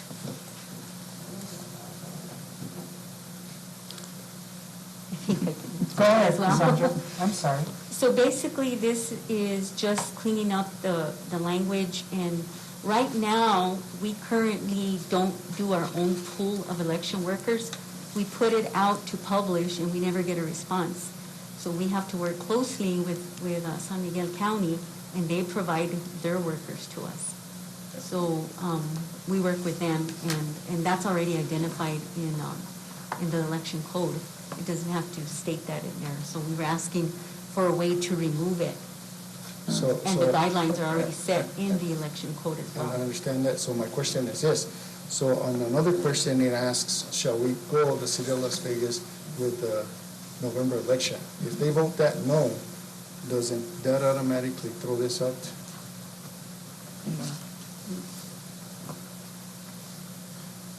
You know, there's a question in here that the city of Las Vegas should go with the elections in November, right? Yeah, to vote with the local election. Yes, then that would throw, because then we would turn it over to the county and they would use those workers anyway. So this wouldn't be no question at all, right? Right, but I think they have to remain separate, because if that doesn't happen, let's say that the council doesn't opt in to go to the local election, then I still need to have workers from, and the county will provide them either way. Either way, we get them from the county, we have to get them from somewhere. This is a provision that's not being used. It hasn't been used recently, and it's not, we don't foresee that it's going to be used, and that's why we're asking to delete it from the... Okay, and question number 18.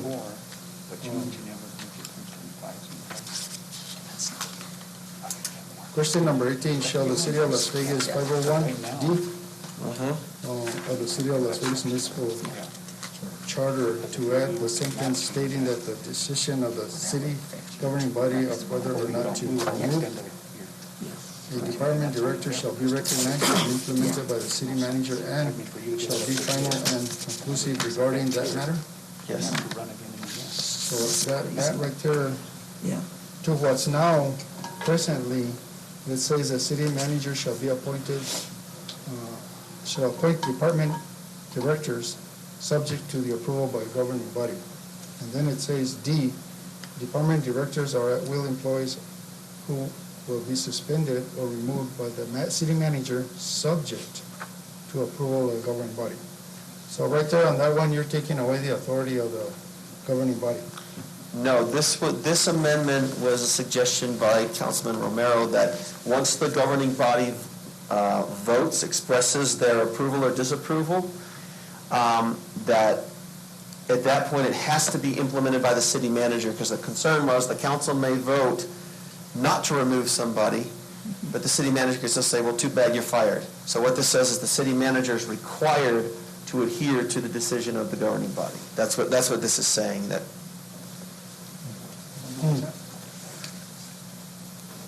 the attempt to remove. so the city manager cannot act contrary to the vote, the majority vote of the governing body regarding the removal of a director. I'm not really sure for the language, but the other question I had is on number 13, amendment number 13. Now, there again, it's going back to reviewing the charter every between 3 years and 5 years versus the 5 and 10. It would have to be, there would be a requirement that the city charter has to be reviewed at least once every 5 years. Yeah. Okay. Yep, so it cuts it down from 10 to 5. Requires that it be reviewed by an attorney who's a guy that has experience in municipal law and drafting charter type provisions, so that there's some type of just, kind of professional review. Yeah.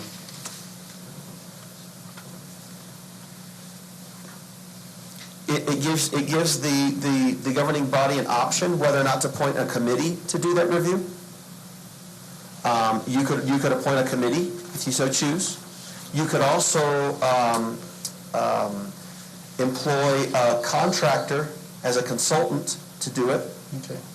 I understand all that. Or you could do both. I'm only or do neither. I'm only concentrating on the time frame. The rest is yes, it's 5 years. Once every 5 years. So, and the old one said every 5 years too. Within 5 years after the effective date of the charter, it said. Right, but the effective date of that charter was a long time ago, so we're outside that 5 year. Now we're on the 10-year cycle. Okay. This would bump it to every 5 years, and I think this was a recommendation of the charter committee. Yeah. Every 5 years. So but it's So long. I think 5 years is like too short of a time period. I think 10 years is like an adequate time period. No? I don't think we should shorten it down. I don't think that is. And I guess my comment to that would be, then we end up with the amendments, the way we do, we'll have all these pages. I mean, if you do it in 5 years or sooner, you might have one or two questions versus, look at how many we're going through now. Exactly. So I think that was kind of the reasoning as to with that, because look at how many changes that we're making. And it's been a little more than 10 years, but I mean, I think that was the intent, is to go. Didn't give their input like this council and mayor has, and staff, actually. You know, they've helped us out with their recommendations, our city attorney, our manager. Okay. So another further question, Mr. Mayor. Is there an option for the voter to vote yes on everything or no on everything? No. No. We don't know. We don't have a way to do that. Okay. Just wondering. Democrat or Republican, straight to. I doubt they're gonna. Yeah, like partisan. If you vote Democrat, you're voting for all of the changes. But you can still vote and not vote anything on the charter or your rest of it. Oh, sure. Yeah. Mr. City Manager, is this your recommendation also? Yes, sir. And Mr. Attorney, is this your recommendation? It is. Okay. Mr. Mayor? Thank you, Mr. Mayor. Mr. Romero? So Cassandra, right now, tonight, it's just adopting the resolution, so there cannot be any other changes once we approve this here tonight, that's it? Am I correct? Right, that's the idea, so that we can get this to the Secretary of State as soon as possible. But if you're not, I mean, it's up to the council if there's still changes. This is a resolution and not an ordinance, so it doesn't But take we're us on a timeline. But we're on a because the timeline, filing yes. date is January 3rd. So or we- 1st. Excuse me, Mr. Mayor. So, do you feel, Scott and Mr. Maestas, that the public has had plenty of opportunity to make their comments on this? Is this on the website, Madam Clerk? Is this on the website? The resolution was on the agenda, so that's on the website. Okay. I don't believe. So my understanding of the timeline was the charter committee worked on this for over 6 months. Every meeting, there was an opportunity for public input. There was an opportunity for public input when you started giving directives, and this was actually on the agenda in previous council sessions, and there was an opportunity tonight. So it's been 10 or 11 months where the public has had lots of opportunities. That's my opinion. Thank you. Mr. Mayor? Yes. And I mean, there's some language that I think, I mean, I don't want to sit here and change the language on some other items, but on number 19, I had a concern on that. And I know we kind of discussed that as to, but, you know, actually tying it to the commissioners, I think we need to get a little more clarification on that, what it is, and I don't know, that might be a little bit too much. But I would suggest, and if we can, Scott, is maybe tabling this and adopt it next week. Make the changes. And make those changes in language that I know that Councilor Montoya said he had, you know, and just, so we're all comfortable before we say let's adopt it, and then, you know, it does that. Would that be fair? Were there specific changes to number 19 that you wanted to make, or that? Well, I'd just like to see the figure kind of before we say let's jump at that. I mean, Okay. Does anybody happen to know what the figure is for the county commissioners, the annual compensation? I think it's 27. I don't know, 24 to 27, I don't know. I'm not sure. I have to go research. So with that, could I make a motion to table for next week? I'd second that. There's a motion on the floor to table to next week, this item. A second by Dr. Rodriguez. Roll call, please. Councilor Montoya? No. Councilor Olivari Jr.? No. Councilor Rodriguez? Yes. Councilor Romero? Yes. Mr. Mayor, we have a tie? Yes. Motion carries to table.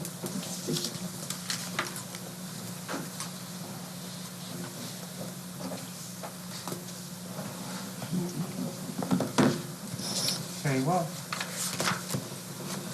Next order of business? Mr. Mayor, if there's a need for executive session, if not to adjourn. Mr. Mayor, I make a motion to enter executive session for personnel matters. I can't remember any.